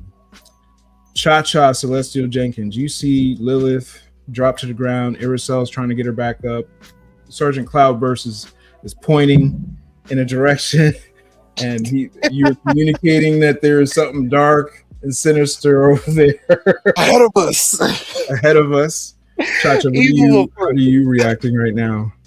I am questioning Cloudburst's integrity, but I'm sure he's with the shits. And because of that, I know he's really loyal to the group. I don't question his integrity at all. I am looking for some type of poison spray, or I'm looking at what actions I could take to hold them off if I need to. There's no one there. Sergeant Cloudburst is sensing something. Yes, it's something ahead of us. But there isn't. Yeah, you can't physically see anything coming at you. There isn't anything coming at you. There's just vegetation in the forest, but there's something that he senses in that direction that is emitting this very necrotic, very something very evil ahead of us. Right. And it's giving off a very deadly energy that's rising from the ground that I'm feeling. Something dark, something wicked. Okay. All right. Something dark, something wicked ahead of us. And what are our options? I mean, like, we're in the forest, so it's either we continue forward or go back to the little girl, right? Correct. Okay, got it. I think that we need to prepare for what is ahead of us, honestly. Okay. Do we need to do another gear check? Because now we're up on to attack somebody, right? I mean, you could take out your weapon, get your weapon ready. Yeah, I'm getting my weapon ready. You know, I'm also check telling y'all the book, to, make sure your spells are good in order. Right. Power up, Rangers. It's time to fight. Like, yeah, there's something ahead of us, so we got to be ready. Am I still passed out? Nah, man, you gotta. Well, yes, you are, because Irisel Okay, is just trying to. Yeah, I was trying to get you up first. Yeah. But the herbs and stuff that she got is not working right now, so you're still kind of knocked out. Callista, you see Cha-Cha getting ready for a fight. Cloudburst pointing in a direction saying that something sinister is ahead. Irisel is trying to get Lilith back up. What are you doing right now? She's sick right now. She had to be right back. Oh, she's beating right back? All right, cool. Yeah. So she's trying to figure out what's going on. Barak, you see everything that's happening right now, or everything that's unfolding. What are you doing? What's your reaction? I really want to get a hold on what's going on, so I'm leaning towards doing the arcane check. Is that valid right now? Arcana check? You go ahead and do an Arcana check, but that's what are you doing it towards?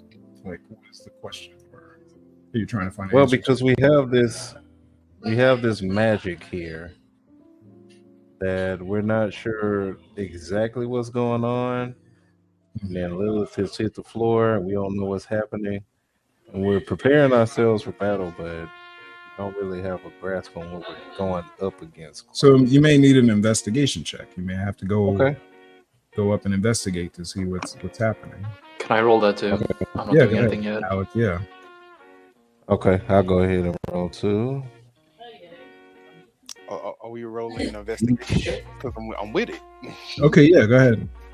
Roll investigation, Cloudburst.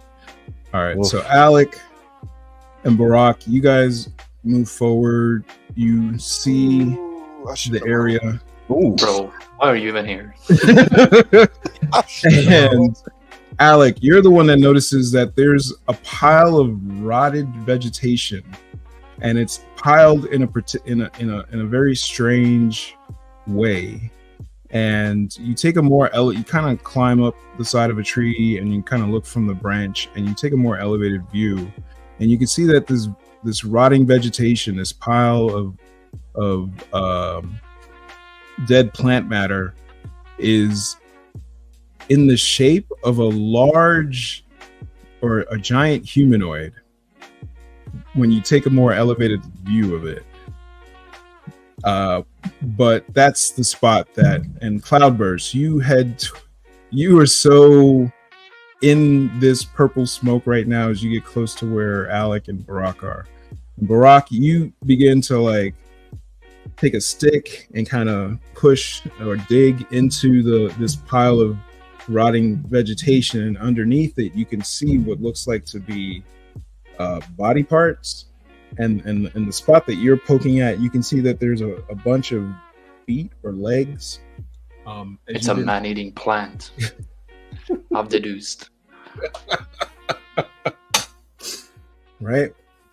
And as you begin to unwrap or uncover more of whatever's under this pile of like mulch or whatever you want to fertilize, like decomposed compost, whatever, you begin to dig it out, and you see very familiar these purple, like very thin tentacles kind of weaving through the body parts, and the part that you expose are a bunch of legs kind of melted together. Like they look like the flesh has been melted, and it looks like these purple tentacles are like the nervous system to whatever is under this pile of vegetation.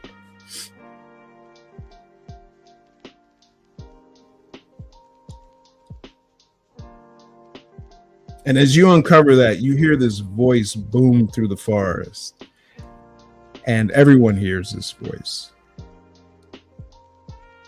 and it says, "You outsiders know too much now." Oh shit, who that? No. No. Oh, hell no.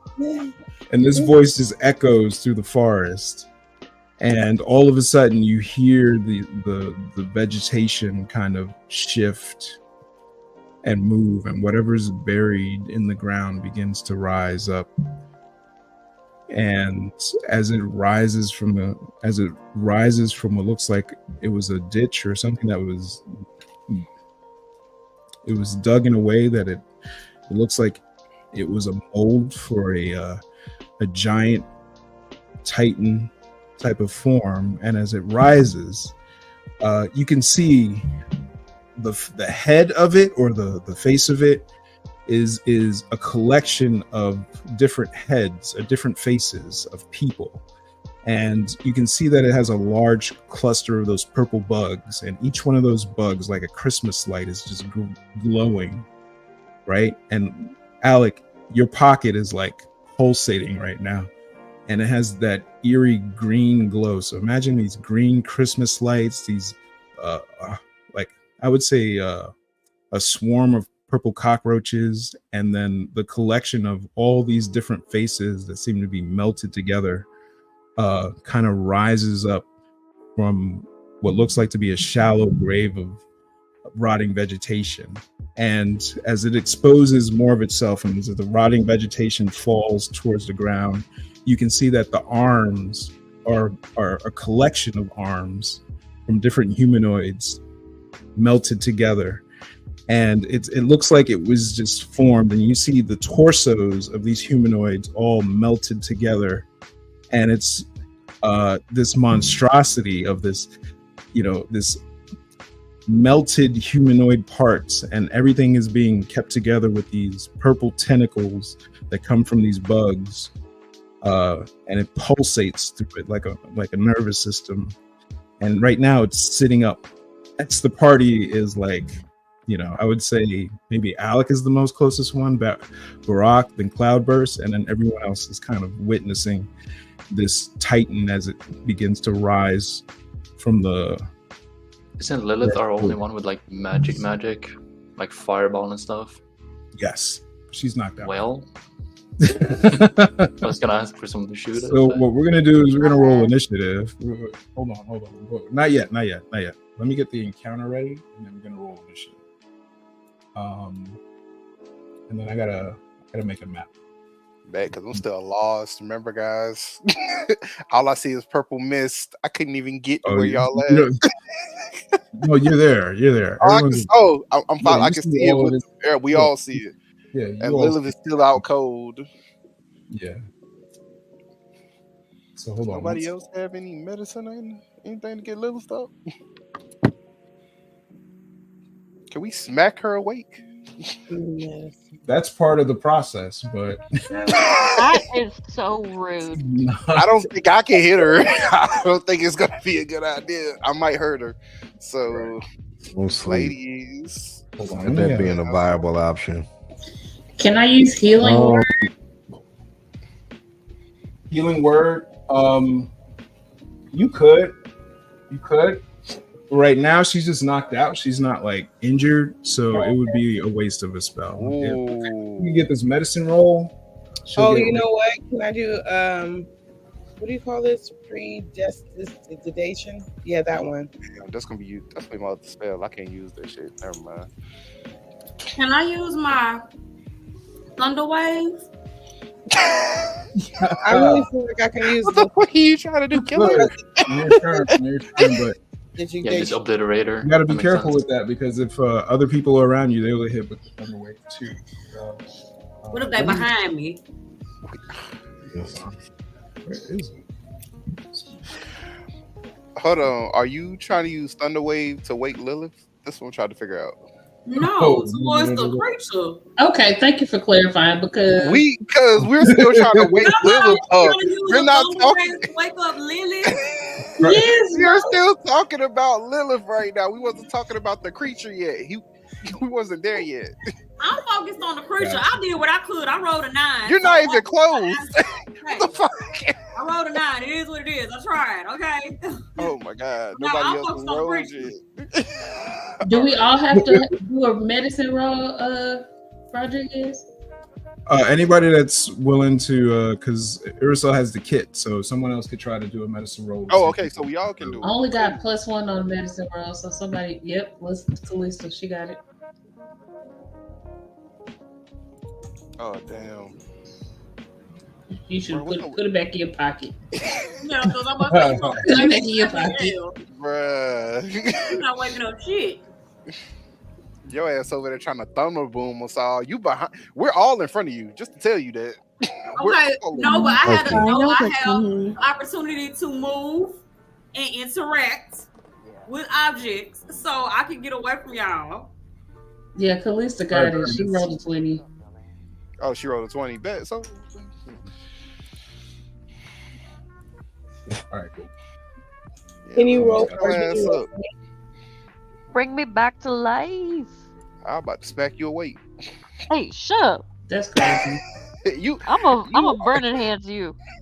Wow. That is crazy. Okay. Don't use All right, so now everybody roll initiative. Everybody roll initiative. Wait, me too? Am I awake now? You're there. Yeah, go ahead and roll initiative. But Where's if you wake up, oh, never mind. I see it. Well. All right, cool. It's crazy. I'm clicking it. Motherfuckers do not want to roll. Massive too. Oh, for fuck's sake, bro. Hold on, we're gonna try this again. Okay, there we go. It rolled that time.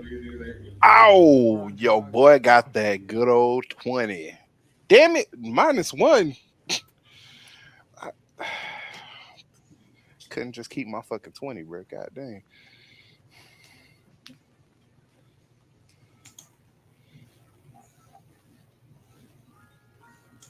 cool. So Cloudburst, you already rolled, right?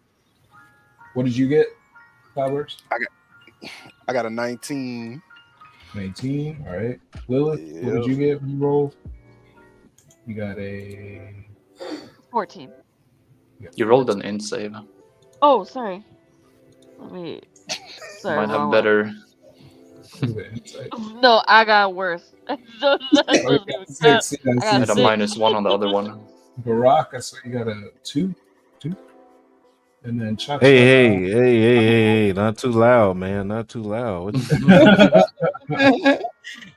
Cha-Cha, let's roll for you. Let's see. Where are you? Okay, there you go.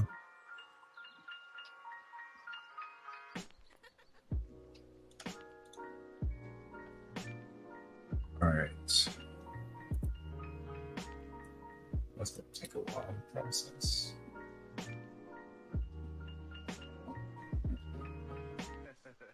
Not too many things right now. 8. All right, so that's everybody, right? So I got everybody. So Iricel, Baroness, Cloudburst, Lilith, Alec, Callista, Brock, Cha-Cha. All right, so everybody has rolled initiative. I'll go ahead and start. So Cloudburst, you are the first up to bat. And right now, this thing is rising to its feet and it's standing before you. It's towering over you. I would say it's about 25, 30 feet tall. And yeah, and it is these purple bugs that are on the top of what would be the shape of the head are just squirming with activity, and these lime green lights kind of pulsate as it's kind of like detecting these living things around it, and it's starting to make moves. What are you gonna do?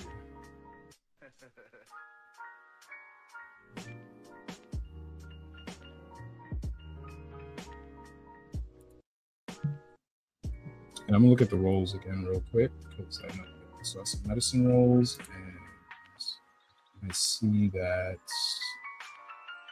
Baroness, you were able to wake up Lilith. So Lilith, you are waking up right now, but you are waking up to what looks like to be this giant titan that's risen from the forest floor, and it looks like some sort of monstrosity because it's a collection of people or body parts that have been like melted together. So all the torsos are in the chest area, the legs, everything looks like it was stretched out, and that you remember that from your visions is that not only were their brains getting the life drained out of them, but you felt their bodies like stretching and melting. Oof. Of course, I'm waking up to some bullshit. Is there anything I could do to save this everybody? This is Fang. This is Cloudburst's turn. I'm waiting. Okay, for okay. I'm gonna let Cloudburst try it first. But you're awake now, so okay.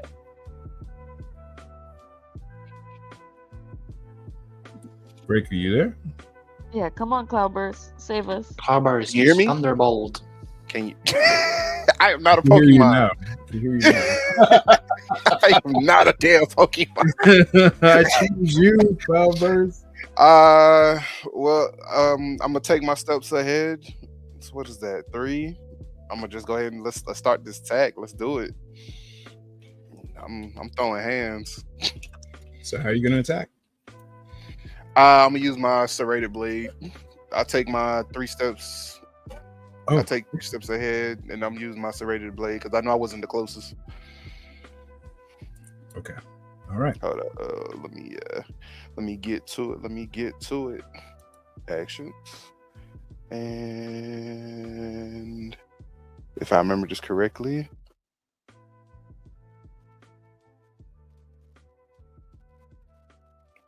Okay, I got a 21.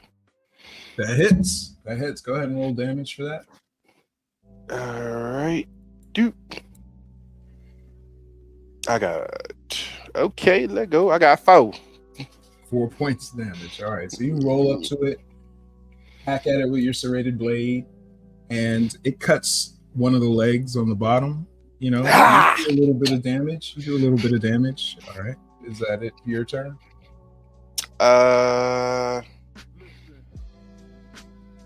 Yes, that is it for my turn. All right. Okay.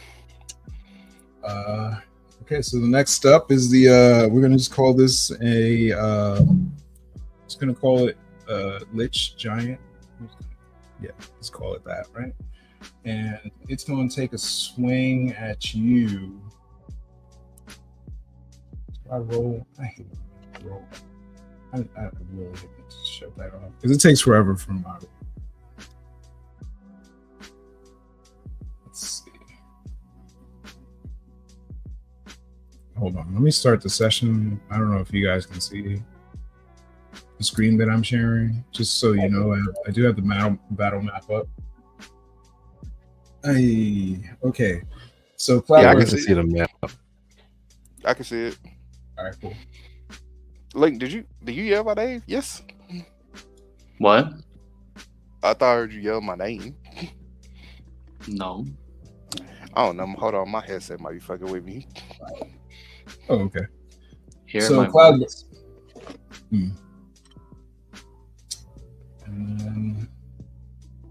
So Cloudburst, you roll up to it with the sword. You hack at it. It kind of like tilts its head form down towards you, and then one of its large arms just kind of comes in and swipes at you, and it's going to hit you for 9 points of damage. Oh my god, I'm about to die. All right, so go ahead and when you have a chance, take 9 hit points off of your character sheet, and then it has a second attack, and damn, my armor didn't help me none. It rolled over your AC. Oh, this monster's crazy. Oh, right. No, but I know you have a high AC, so I was just like, it was crazy to. Ooh, how it almost got a 20. All right. What? It takes a second swing at you and misses. All right, cool.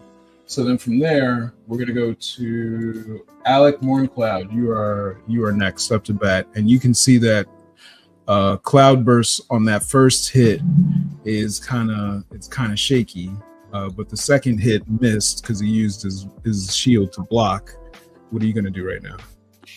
Well, I imagine our mage is going to do most of the damage. especially a fireball, which is gonna hit Fang since he's up there. So, can I try and move him? Shove him out the way. Cloudburst away from the giant. You could, and you wouldn't have to roll or do anything for that. But Cloudburst, would you want to be shoved out of the way by Alec? You can't take another hit, can you?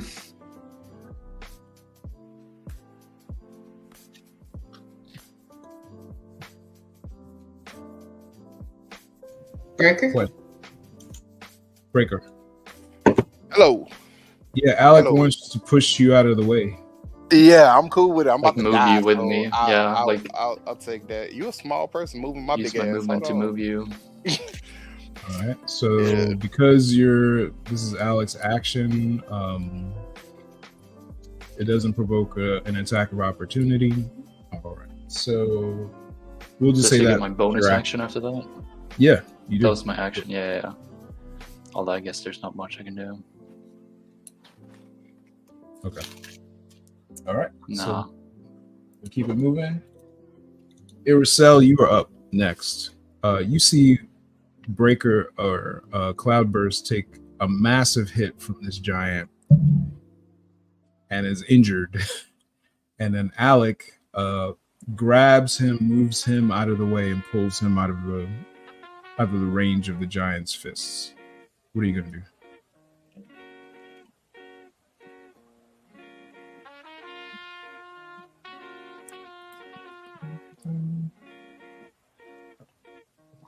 Iracel, you're up. I don't know if you're muted, but yeah, I didn't realize I was muted. My bad. Hey, there we go. I was saying I was trying to figure out because my little tiny body can't handle being squashed or stepped on because I done rolled and I done missed. But at the same time, everything that I have the capacity to attack it kind of requires me to get up on him a little bit. So, push in the area where the skill's cast is also outlined in light if it fails. Okay, I think I wanna follow my first mind, and I think I wanna attempt to do the thunder wave. Okay. So all right. I want to move because shit, I'm all the way at the damn bottom. Right. And you could move 30, so it'd be 1, 2, 3, 4, 5, 6 will put you right here. But if I get right up on him right there, like in that exact position, what about the people to the right of him? Let's take a or look to at his left, it would be to the left of him. Let me do this. Because I need to make sure that they're not getting hit in the wave. I want to attack him from an angle where I can get him by himself. Gotcha. So Thunder Wave is 15 feet cube. So what are we looking at right here? We're looking at 15 feet. So that would be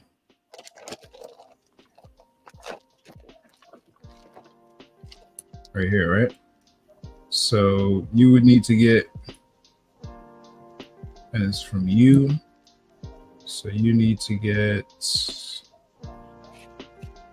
yeah, right here. If you do it from right here, he'll be in the vicinity to do that. Okay, well, let's do it then. As long as it's not going to hit them little babies on the side. I don't want to try to get hit. Got you. Let's do it this way. Okay. All right, cool. So with that being, you roll up, you say Thunder Wave. Thunder Wave is you need a verbal schematic. So you got to say something, you got to wave your hands, and it's instantaneous. And then boom, you roll 2d8 thunder damage, right? And I have to do a Constitution saving throw. Okay. I'm gonna do right now. And depending on what the damage you roll, if I fail, I take full damage, but if I succeed, I only take half damage. Okay, so I need to roll for my Thunder Wave or the damage. So I need to click the 2d8. Yep, 2d8. Okay. Wish me luck, guys. And your spell DC is 12, so go ahead and roll that damage. Right now, you see the 2d8 next to on the spell. You just I rolled it. Oh, you rolled it? All right, cool. So then the damage, you did 12 points of damage, so pull 12 points of damage. Done. All right. So you roll up, do Thunder Wave. It can be heard from like 300 feet away. It's this huge thunder crack, and then boom, you hit it for all the damage, and it does 12 points of damage to it. So we'll leave that there. Anything else you want to do? Because you do have bonus action. You use your movement or anything like that. Communication, anything like that. So since I'm in the area, I want to communicate. Okay, so okay, hold on. So I've moved up 30 feet up on the brother from the Goonies, because that's who he looked like. I roll up on that nigga and I tell him, I'm about to get your ass, nigga. Right? So then that's me interacting with that object, because he's the object at this point. So and I communicate to my people on the side that this is their opportunity to get the fuck on. Because I didn't, you know what I'm saying? Did the thunder wave and whatnot. So then after the thunder wave, I'm going to thunder wave. You know what? If I do thunder wave, can I do shillelagh? You want to do shillelagh? Okay. Yeah, you can do shillelagh as your bonus action. Like the Irish stick to hit somebody with a shillelagh like that. Yeah, that's. Should I not do shillelagh? Everybody looking like shillelagh. I mean, there's three different bonus actions you can do right now. Oh no! Shillelagh, Healing Word, or Misty Step. I'm sorry. I didn't really even mean to say shillelagh. I was really thinking Entangle. That's the one that I was thinking about. Oh, but Entangle. I can try. That's an action. So you already used the action to do Thunder Wave, so that only leaves your bonus action. Okay, so then, hold on. Let me see. Misty still. Hey, let me get some healing, cuz. Oh, you know what? Let me see. Let me get some healing, cuz. I don't think that's what that does for Healing Word. Oh, fuck. That's what it does. A bonus action, you can say send a Healing Word over to Cloudburst, and you can get whatever you roll from that Healing Word spell. Okay, well, I'm gonna do that if you. I'll. Oh my god, yeah. I'll take the bonus action and do the Healing Word and give it to Cloudburst. Right. The energy. So go ahead and click the. I guess I can spell some my bonus action on this nigga, this punk ass nigga that got his ass whooped. That's fine. Oh, but I'm taking a hit. Hey, I ain't taking another fucking hit for you, boy. I'll tell you right now. You didn't take no hit for me, nigga. You took hit for yourself and you lost. Shit. So go ahead and click the 2d4 plus 2 with the little heart next to it, and that's how many points he'll get back.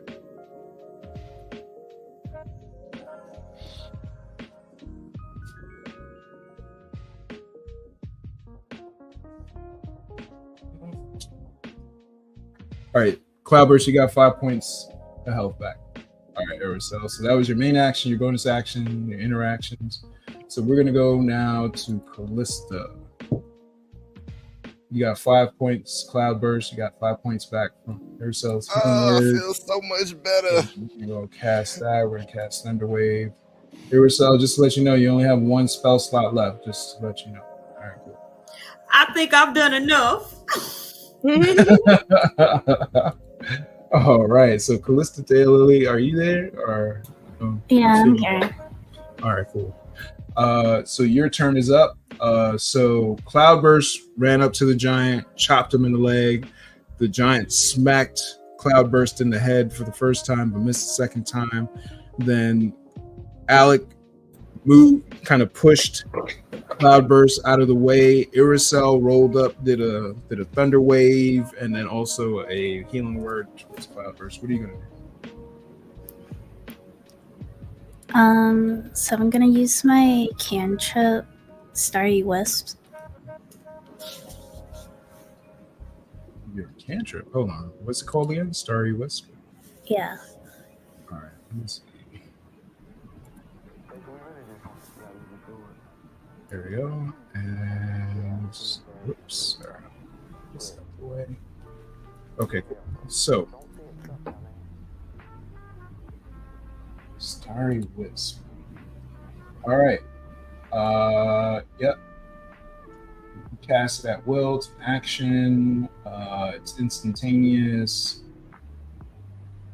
A mode of light to one creature within range. All right. Go ahead and do it.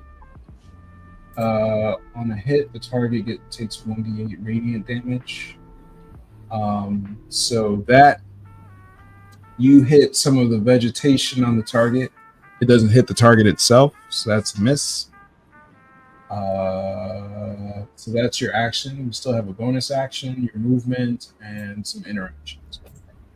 For my bonus action, I'm gonna use Healing Word on Cloudburst.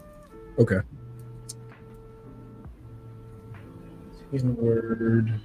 Oh wait, did he get healed already? Yeah, he got 5 points of health from Iricel. Are you able to save your healing word? Yeah, never mind then. Okay. All right. I guess that ends my turn. All right. So from there we go to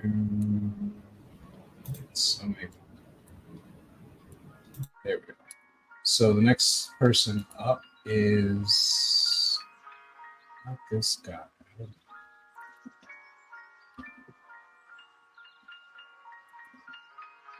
Baroness Leafstone. Yes. Okay, I'm listening. Sorry. So you are up. What do you want to do right now? I would like to move 2 blocks up under ourselves. So over 1, 2, 3, up 2, 3. Mm-hmm. Okay. So you'll be right. Over 2 more. Right here? No, go down from where you are. Go down 2 and over to the right 1. I'm Go sorry. to- Yeah, right there. Left? Oh, right here? Okay. Yes, right there. Yep. And Done. then I would like to use my sleep spell. Let's see. Okay. Hold on one second. Okay. All right. So when you use sleep, hold on. Let me see.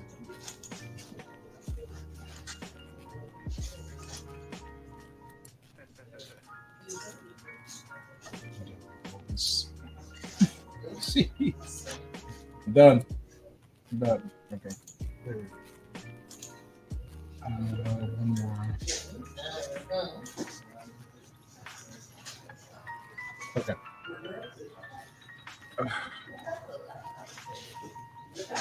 So if I remember correctly, you have to roll a number of dice, and then from there, if the number of dice matches what, if it's over what the creature has in hit points, then that creature falls asleep. Now, just a heads up, the fight just started, and this thing is big. Okay. And just to remind you, when you use a spell, you want to use it on creatures that have low constitution, kind of frail. Okay. Well, then I take that back. I would like to use Thunder Wave. Ooh, hold on. Now, if you use Thunder Wave, it's going to hit Iricel. It generates from you. Sorry. So you have to get like closer. Okay. Get me right next to Iricel.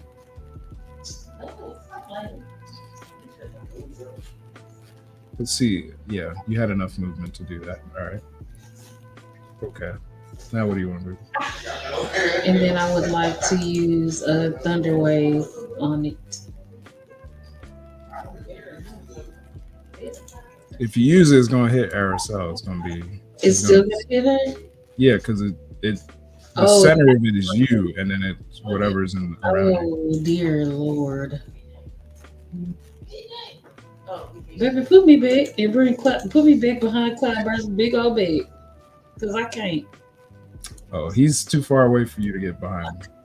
Okay, well, hold on, let me see. Let me see what I have. Okay.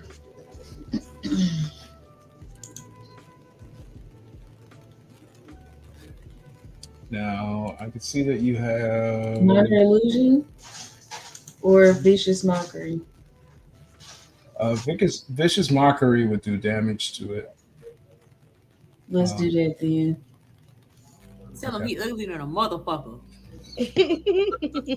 Yeah, you can sling an insult at him and it'll do psychic damage. Just bullying him. Do that.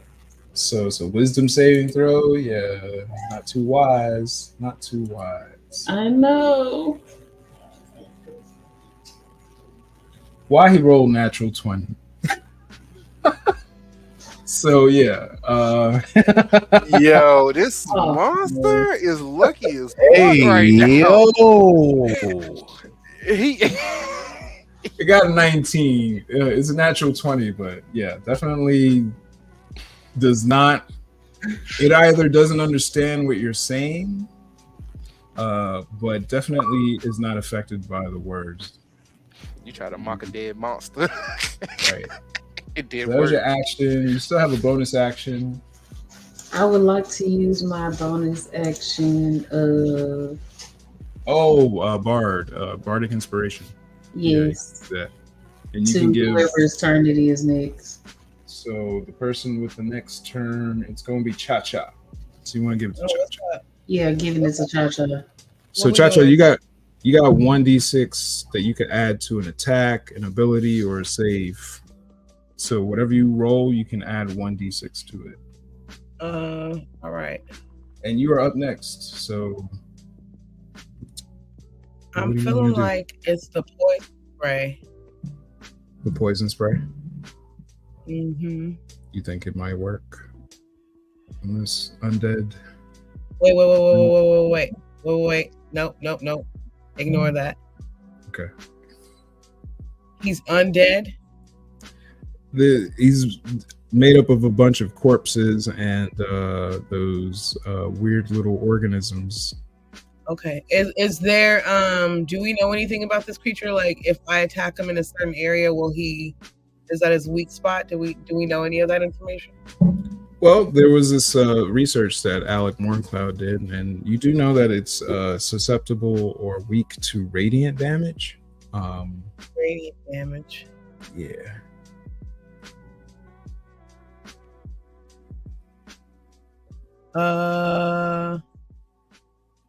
Shit. I'm gonna have to say I'm gonna go with my spells again since we're talking about red. And maybe the poison spray or the firebolt for 1000. Yeah, firebolt. Firebolt it is. Go ahead and if I remember correctly, it's one action. Go ahead and hit that plus. Well, I'm gonna hit that +5 for you because all right, you know how it goes. Right. It's gonna roll it for you. It's generating. Let's see if you hit. You got to beat a certain number in order to hit, and that's not gonna hit. Sorry. You shoot your firebolt. It hits some more of that rotting vegetation and doesn't actually hit the target itself. Oh, wow. Okay. All right, so that was your main action. You still have a bonus action that you can do. Yeah, I'd love to do that. Where's my bonus action? Expedience. Yeah, I see that you have one bonus action, but that's when you need to get away, not oh, okay. All right. You can move. You still have your movement action if you wanted to move somewhere.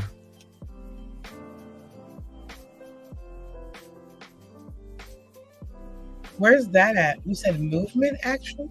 Oh, like an attack or something like that? Yeah, like on your turn, you can move like your. I've been dying to get into this longbow. Yeah. If I'm gonna shoot him in the middle of the head. Oh, right then that would be an action, but you already used it to use the firebolt. So maybe next turn. I don't know. Okay, fine. So a spell it is, huh? Yeah. Right now you just have bonus action and movement. I guess the poison spray. Oh, that would be an action, but you would have to do that next turn because you already used the action for the firebolt. Wait. I'm sorry, love. What can I do? Because I'm trying to attack this guy. For right now, you can only move, and I don't see anything in your bonus actions that would be able to attack him. So okay. So that would be the end of your turn. You can move like 6 blocks or 30 feet. Sorry. I'm over here looking at how I can attack him. I'm not even looking at the screen. All right. I would like to move. I'm like, how do I fuck him up? All right. Where do I want to move? I'm going to go behind Cloudburst because I don't have much to give. He's too far away. The closest you can move is maybe behind Barack or... Yeah, put me behind the rock. Or Barack. Oh, Barack, my bad. Yeah. All right, cool. So that would end your turn. Behind the rock. Look, put me behind goddamn, because I ain't got shit. Boy, I'll tell you one thing. Y'all killing me. Y'all trying to get the fuck behind me. How big do y'all think I am? Damn. You are carrying the shield, though. Understandable, but he already whooped my ass. So you want me to get back out here? Lilith, you're up next. I want a firebolt so bad. All right, so go ahead and shoot firebolt at the target. Oh, that's the damage. You gotta roll. The +4 one. Yeah, the +4. Okay, sorry. Let's see if you hit. It's pretty big. Oh, damn. Oh, whoa. And that's 20. Wow. So you get to do what's called critical damage. Let's go. Let's go. Yeah, again. On a computer from the dead. Or it'll automatically do the critical damage for you, or I think you right click and do critical damage. On the you better get them back, Carl. Yeah, on the 2d10, there should be a critical. This was nice. You can just go ahead and roll that and see what happens. Okay. See what happens, because then you do double damage when you do a critical. So you roll a 10, and you hit for 20 points. And yeah. Woo! Did I kill him? Is he dead? No, he's not dead. Oh, damn. But he's severely injured. Hell yeah, he is.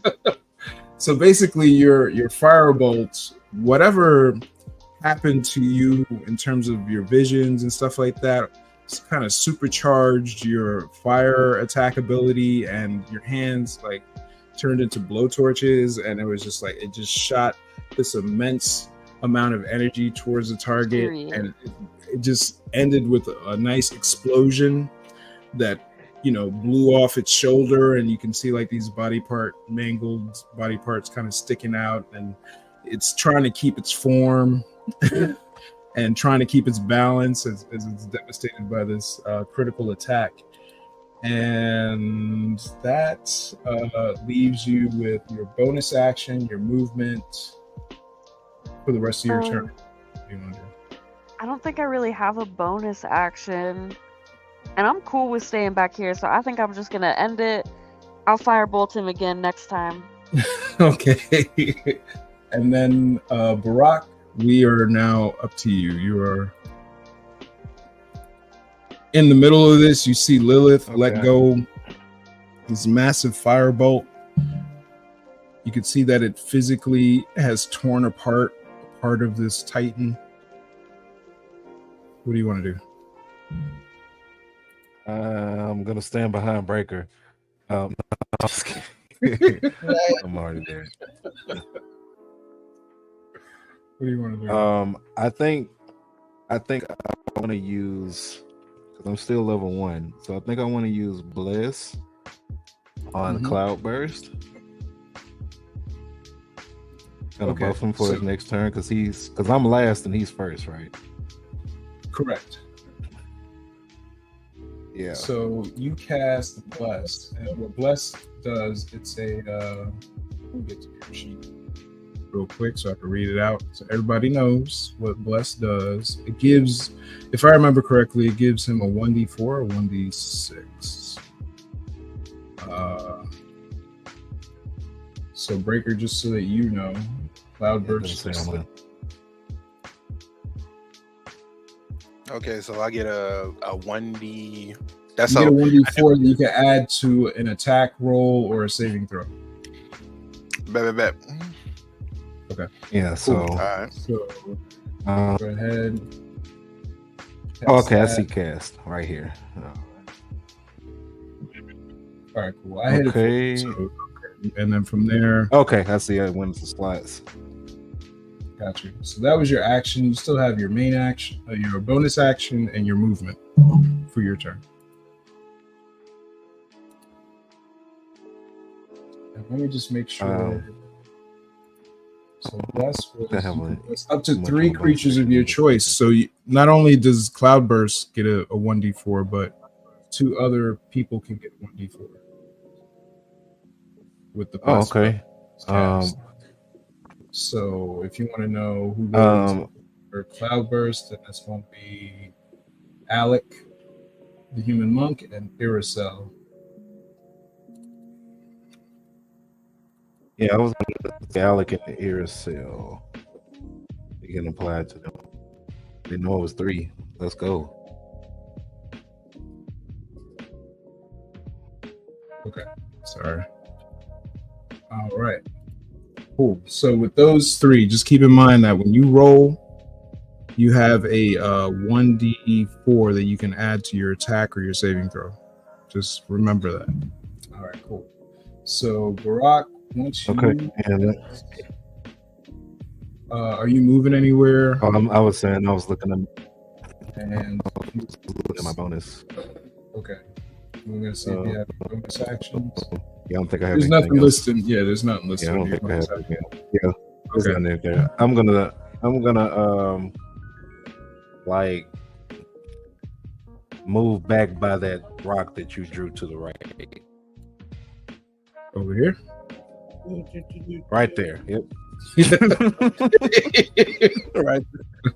You got it. All right, that's it. That's end your turn. That'll end the first round. And then we'll start back at the very top with Cloudburst. So,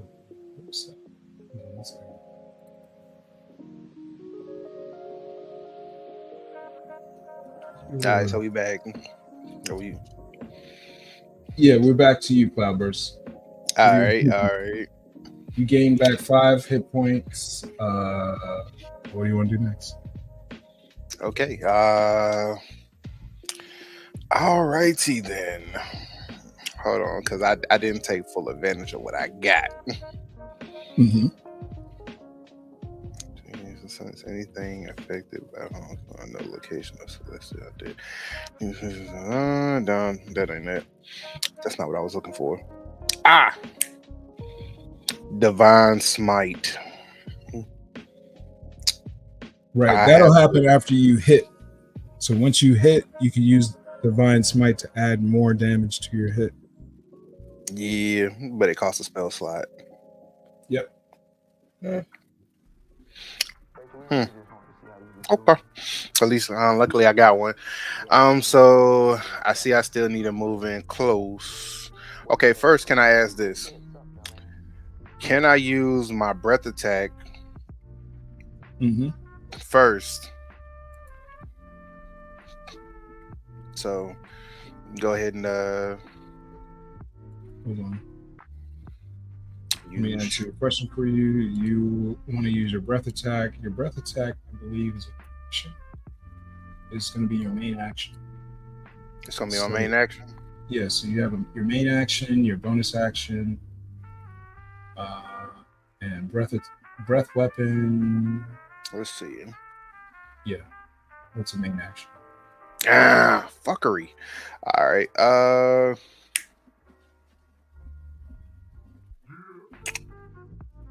So to use the blessing that I got from Barack.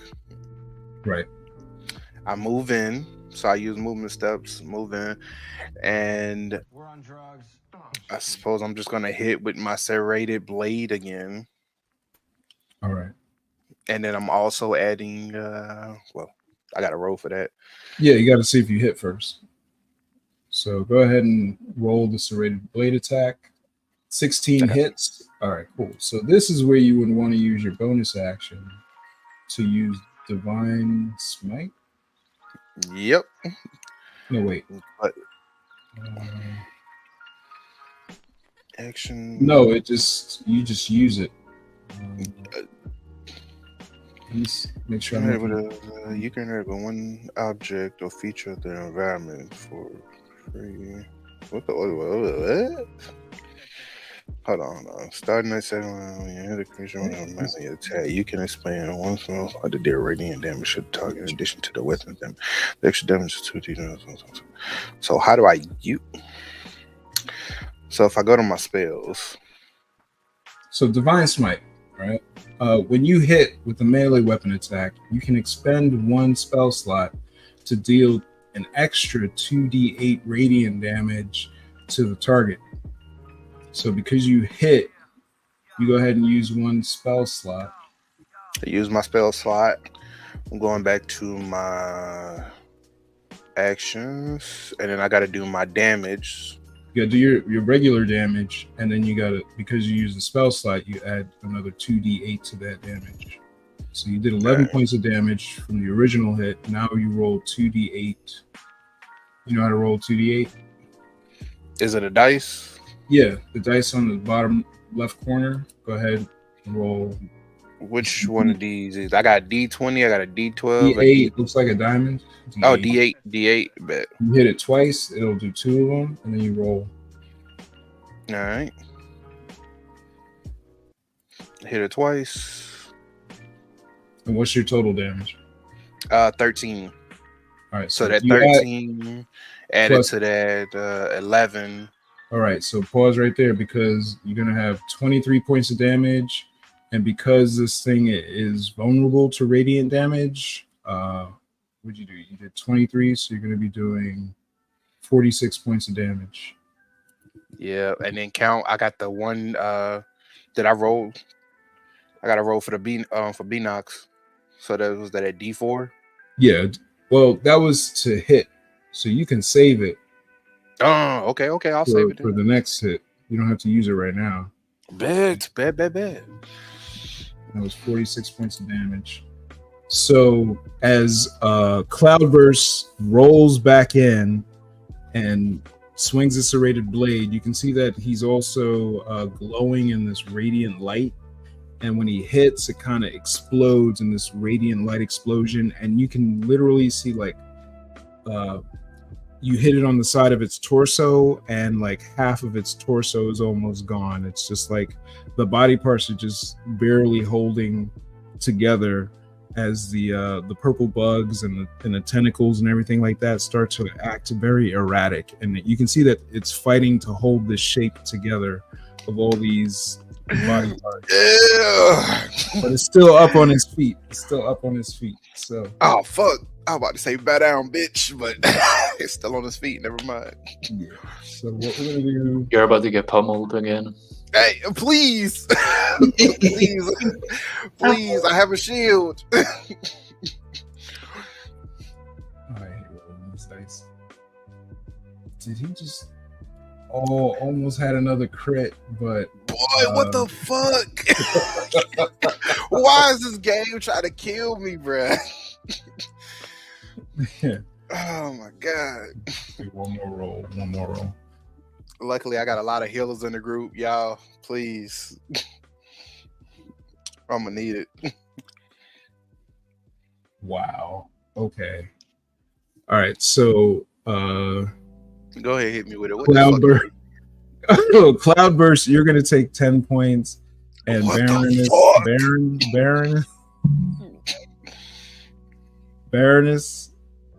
you're gonna take 10 points. Damn, why I gotta take 10? Wow. One of the hit Cloudburst, and the other one hit you. Wow. I can't even protect nobody, cuz I'm getting my ass beat right now. You get our ass beat. Cause how I take shit? How many points do I need to take off, Rodriguez? 10. Damn. First you're broke and now you're beat up. Right. What? Like, what's going on?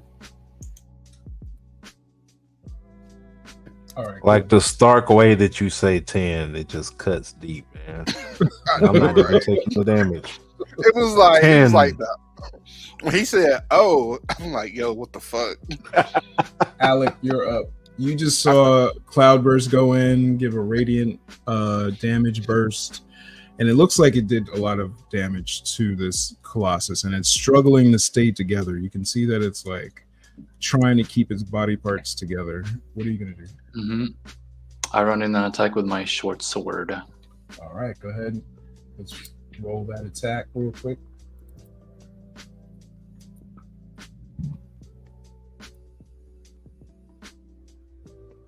Oh man, you want to go ahead and use that bless? Yeah, use my bless. We're What do I roll for bless? 1d4, just a 1d4. Yeah. Okay. All right, and with that 1 point, you're able to connect and you're able to hit. Let's ahead go. Go ahead and roll damage. All right. So then I assume that you're going to use your bonus action. Yeah, and that has Vex on it, so I should get advantage on my bonus, right? Let's see. Go ahead. I think I'll use Flurry of Blows. Okay. Use a key point for that.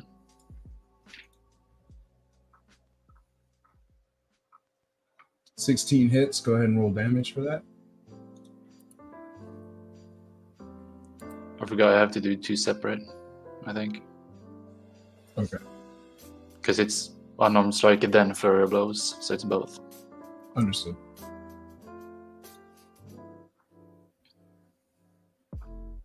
Hits. Oh yeah, I forgot about advantage, but whatever, they hit anyway. It's all good. So you hit, you roll the damage for that. All right, cool. So,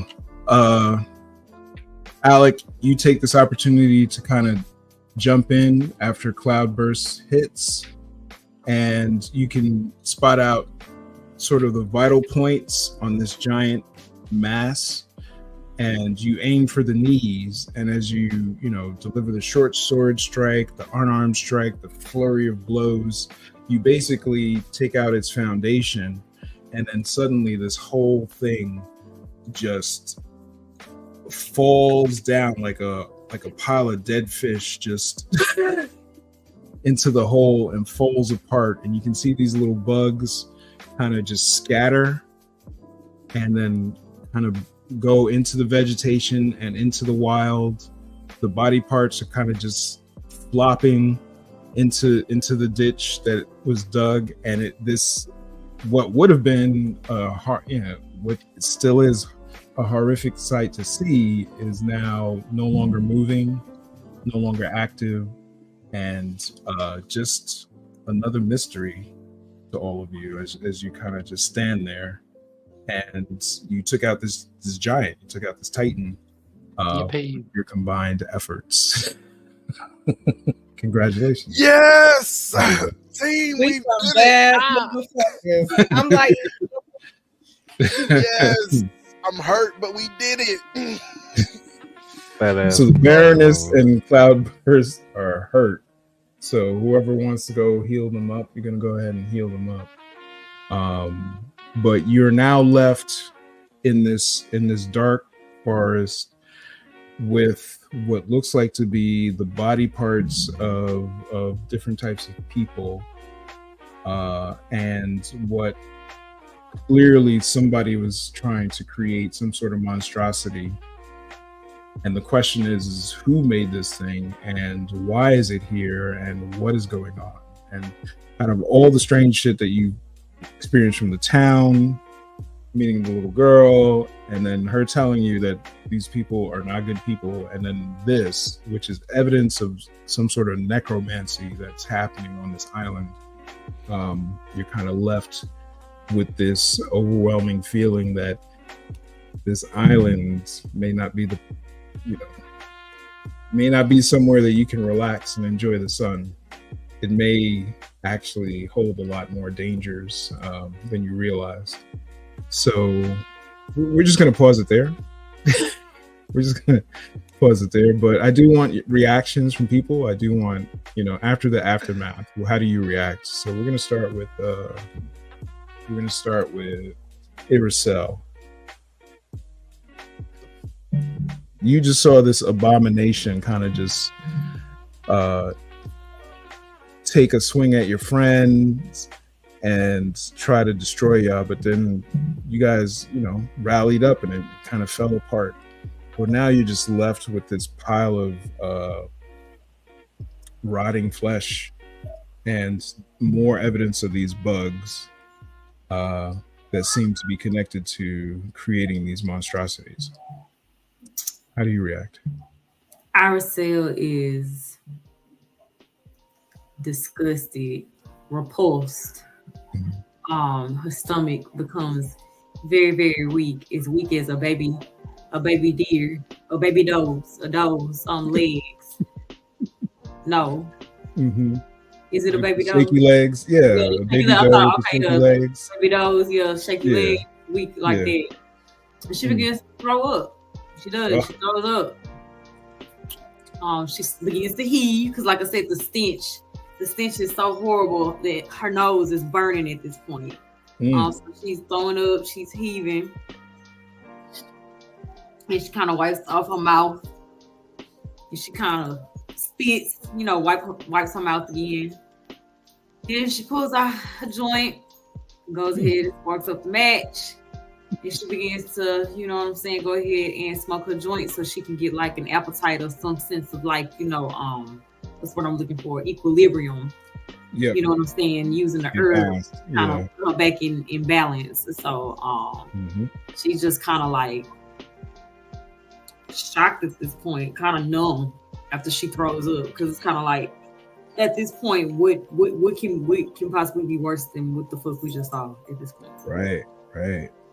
Sergeant Cloudburst, you see yourself trying to gather herself, smoking up. What are you doing right now? I'm dying. I'm dying. You waiting to get healed. Nobody tried to heal me.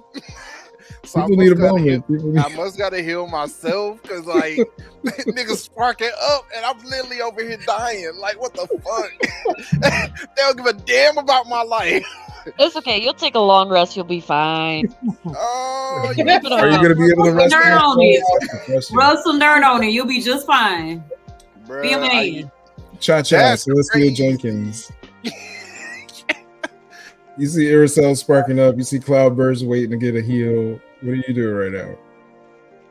I put my left foot on Cloudburst's thigh, even though he's laying down waiting to be recovered, and I instantly too spark up a joint and begin to sing "We Are the Champions of the World." We'll keep fighting until the end because we are the motherfucking champions of the world. My life is and I then pass right the now. joint to Cloudburst because he's in a little pain. I can't heal him, but I know I can offer him comfort. Wow. Callisto. You hear Cha-Cha singing "We Are the Champions." What are you doing right now? I'll go ahead and heal Cloudburst. All right, so you go ahead and heal Cloudburst. A healing word will go ahead and roll. Just let me know how many points. So 5 points. You get 5 points back. Oh damn! Because I was gonna say, Stoop got to be healed too. Right. I didn't know she was off worse than me. I don't know what her life was like. I'm down to 6. I don't know where she is. Right. Barack, I was gonna heal Stoop. Stoop got 3. Damn. Not only do I got motherfucking Baroness is fighting I ain't for got her no life. motherfucking money, bitch. I'm broke. It's my turn. I was waiting for that to come out. No, 3 hit points. I ain't got no shekels and I got 3 motherfucking hit points left. Do you hear me? Because Hey, everything that has happened to me tonight, you still got broke nigga dreams. You good? literally everything that has happened to me tonight is because of another nigga. Hold on. No. Barry had some fucking happen. Why he owe them niggas, bro? Why does he owe them? So I went ahead and paid that because we driving on his little funky ass shit. And then because Burker want to do some shit, I take 10 hit points. You shouldn't have been so close. Me, bro? You literally are right on his feet. That's because I was trying to put that nigga to sleep, and he said no. See, that's your fault. That's not my fault. That's your No, I fault. did not take 10 hit points because it was my fault. That was your fault. How? Barack, what are you doing right now in this whole situation? I need to do a constitution roll because I feel sick to my stomach. Can I do that? Yeah, go ahead. Let's see. Let's see if you make it. Let's see, see if you're making it. Wow. Oh yeah. Oh, That's wow. you do feel a little nauseous, but you don't lose your breakfast. Okay. You all right? So the mood is saved. I haven't ruined the mood. I'm gonna go ahead and heal Stoop. So I'm going to that now. I mean, All right. healed Baroness. Yep. My bad. All right. You know what you use and how many points Baroness gets back. Cool. Cure wounds. All right. Baroness, you got all 10 points back. Yes, sir. Back to full health. You got a cleric at it on your squad. All right. Alec, what are you doing right now? I mean, I'm fine. I didn't get hit. I'm gonna go over and see if I'm assuming ticks on the corpse are the same as I have bottled. Yes, from what you saw before they scurried off into the wilderness, they were similar to what you have inside the bottle. They're actually more, the one that you have in the bottle isn't fully grown compared to the ones that you saw kind of scurry off into the wilderness. They were bigger, had a lot more tentacles. Right. All right. So Lilith, go ahead and give me a bad bitch. You have a bad bitch roll? Yeah. And I got the shake that ass roll, and I got the pee size roll. You pick one. Pee size roll. Okay, let's see. Hell yeah. Hey, you feeling yourself right now? Hell Yes, with that crit, firebolt, but you know you're. What can I say? That battle was light work. Look at me standing at the back, causing damage, not taking any.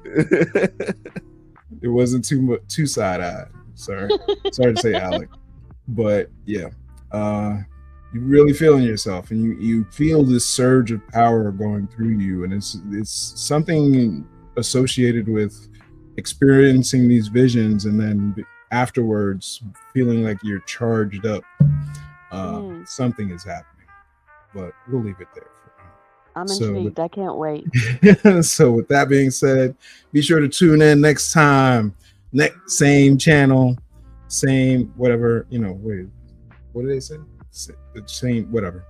Same channel. Be sure to, yeah, exactly.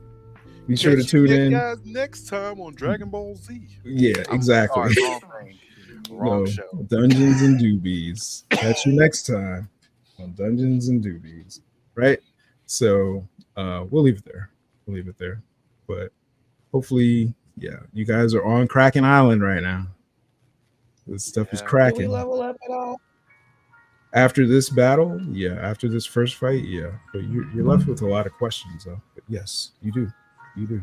You do. My level has increased. So being exposed to whatever this funky energy is on this island has caused you to grow. I still need to heal myself. Hold on. But you haven't taken a long rest. No one, unless you. Yeah, that's what I'm saying. So I'm about to in this forest. It's going to be hard to rest in this forest. So there is no long rest. To heal. But you do have. But since you level up, you could reset. So I'm gonna leave that up to you guys. If you want to make a camp, if you want to find somewhere in this forest to settle up in. We so are you level can collect 3. yourselves, then we can all go ahead and hit that extra level on our character sheet. You're all now level 3. Baraka, so you were level 1. I don't know why you still level 1. You go ahead and get yourself up to level 3.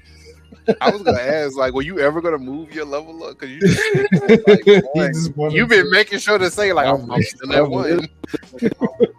He's been off to the side. Yeah, that don't, like, you was NPC'd. I think your level stays with the party level. You're not gonna be like a level down if you're not here. I don't think so. Okay. Yeah, some people might not be able to make it. Party that way. But no worries, no worries. It's about milestones. Doing investigation, it's not about experience points. Yeah. Oh yeah. So level as up long as milestones, you should be okay. All right. So everyone, level 3 does activate and does really cool shit for a lot of people. So I encourage y'all to kind of dig into your abilities, spells, and all that other stuff, because now we're gonna be cooking with fire, and you could do a lot more than what you did today. You take the off. You gain the following. What? I think I had to take an oath. Yes, you have to take an oath about being whatever oath you take. Though you got to be true to it, otherwise you don't get your powers. You get them taken away from you. I only got one option: oath of devotion. I only got.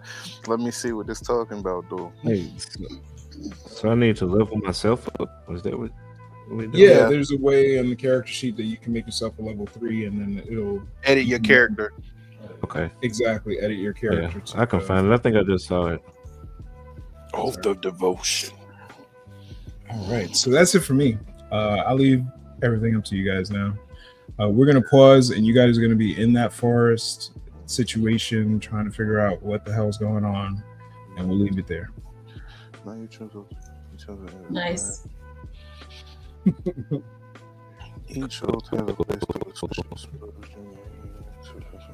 And of course, if you have any questions about your character sheets or level, big win, everybody. But got you. Beautiful, simply. Yeah, nah. Beautiful. Yeah, thank you for this time again. Yeah, no thank you again. Thank you for showing up. That's the most important part. The players. Yeah. You almost killed me again.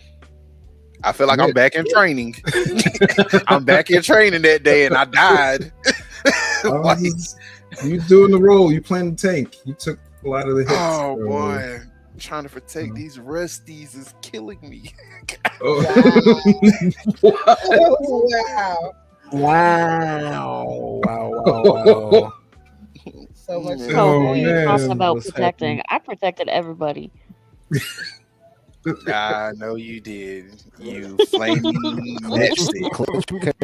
I moved you out the way of the thunder thing. You damn arsonist. You protected us all. You welcome, Breaker. You welcome. Nah, thank you so much. Let's go back at it again.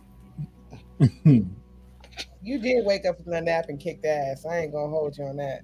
Baroness, how you feel? You almost lost your life. I mean, you literally lost your life.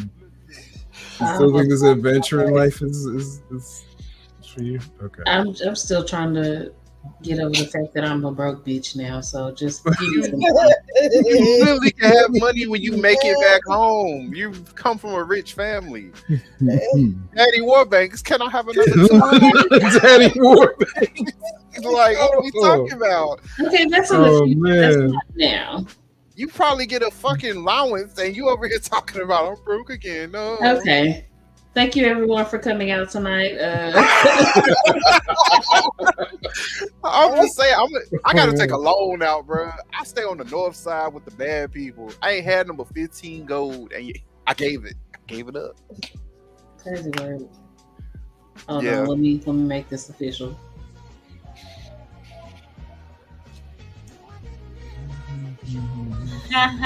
Rodriguez.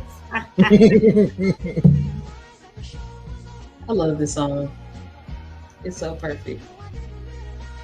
It is.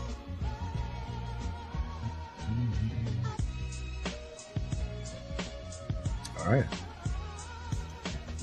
Another cool session. Thank you for all the players and for everyone being involved.